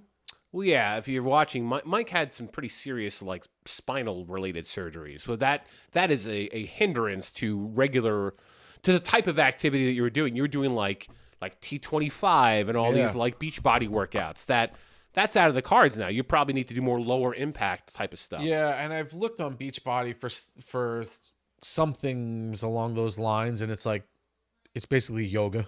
Yeah, they do recommend a lot of that kind of shit when you get to our And I'm age. like, I don't even think I could bend. Yoga sucks too. It's boring. It's really, what about pickleball? Yeah, it's a thing, but those are quick movements. It is, and it's hard for me to do Tear that an stuff. ACL doing that shit. Yeah. So I eat salads every single day. Good. So, it's like I don't. I watch like the way I eat is actually better throughout the week than it is on the weekend. When I'm at work, it's just easier for me. Yeah. I do the routine days. Yeah. So like I do. I don't. If you remember, it was a couple of years ago or a year and a half. Yeah, it had to have been a couple of years ago. I still do this stuff. The Optivia. Stuff. And when I was heavy on that, I did the Optivia things, but it's 1,000 calories a day basically, which is like famishing. Yeah, yourself. it was really... so it's like I lost weight really quickly, and it looked great. Like I looked really thin, and it was really cool. It was fitting into like large clothes instead of extra large clothes, which was amazing. Probably felt like shit though. It felt terrible. Yeah. It felt awful. Yeah. And I was constantly like, I'm hungry and I don't want to live like that. So I still do Optivia stuff. So it's like I have a Optivia like hot chocolate thing that I put in my coffee every single morning, and that's my breakfast. And then I have a small like protein bar, a couple hours later, and then I have a salad for lunch, and then I have dinner. Yeah. That's good. And if you're doing that 5 out of the 7 days a week, yeah, you can cheat on the weekends and you're totally fine. Yeah. So I don't feel as bad as I have in the past, but I can only do what I can at this point, and at 45 years old, man, the idea is to just do things that increase your longevity.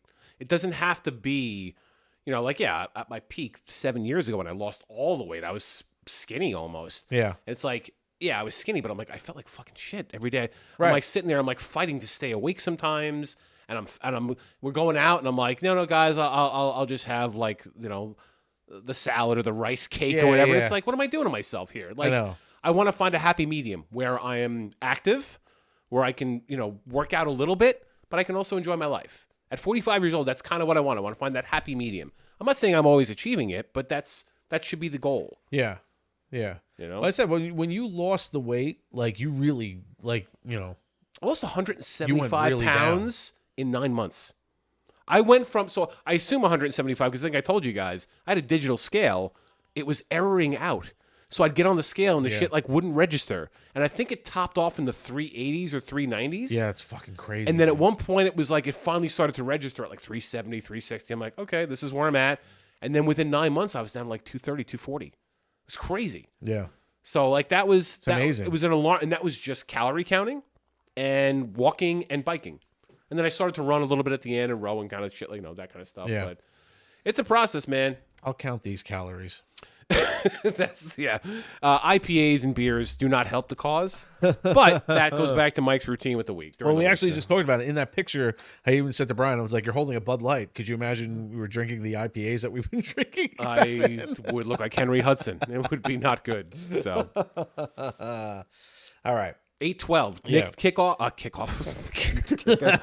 Yes. But actually, with the way Wemby plays. Yeah.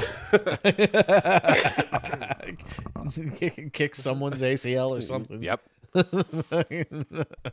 Well, first of all, I think we should give a quick thank you before we sign off to Ron. Yeah. Whiskey Ron, who is freaking sticking with us the entire show. Thank you, brother. That's amazing, dude. I really, really appreciate it. Spread the word. So we'll be back. We'll be back next month. We just got to figure out the right date for us to do this. I think sometime early to mid-July. That'll probably be the next one. I would think so. It's always either a Friday or Saturday. We try to do Saturdays so that way we have no work obligations afterwards and everything. Yes. Because we never know which Thank you, brother. which brewery we're going to do and what they're going to provide us with. Today we were graced with just one IPA. Yeah. Like I said, sometimes we've had 3 and it's been rough. Yeah. But I feel good, but we're definitely going to be drinking while we're watching the Knicks play. So we need to keep a few in reserves here. I've got reserves, Nadia. Yeah, we hope the game goes well for the Knicks too. Yeah, man. Hopefully we'll be celebrating a championship tonight. But anyway, so we will be back in July at some point. Yes. And we don't know who we will be invading. Yep, I know my family. I see them on Live 360. We don't know who will we be invading for our brewery next. Got a couple of ideas, but we have several. We still have so many things.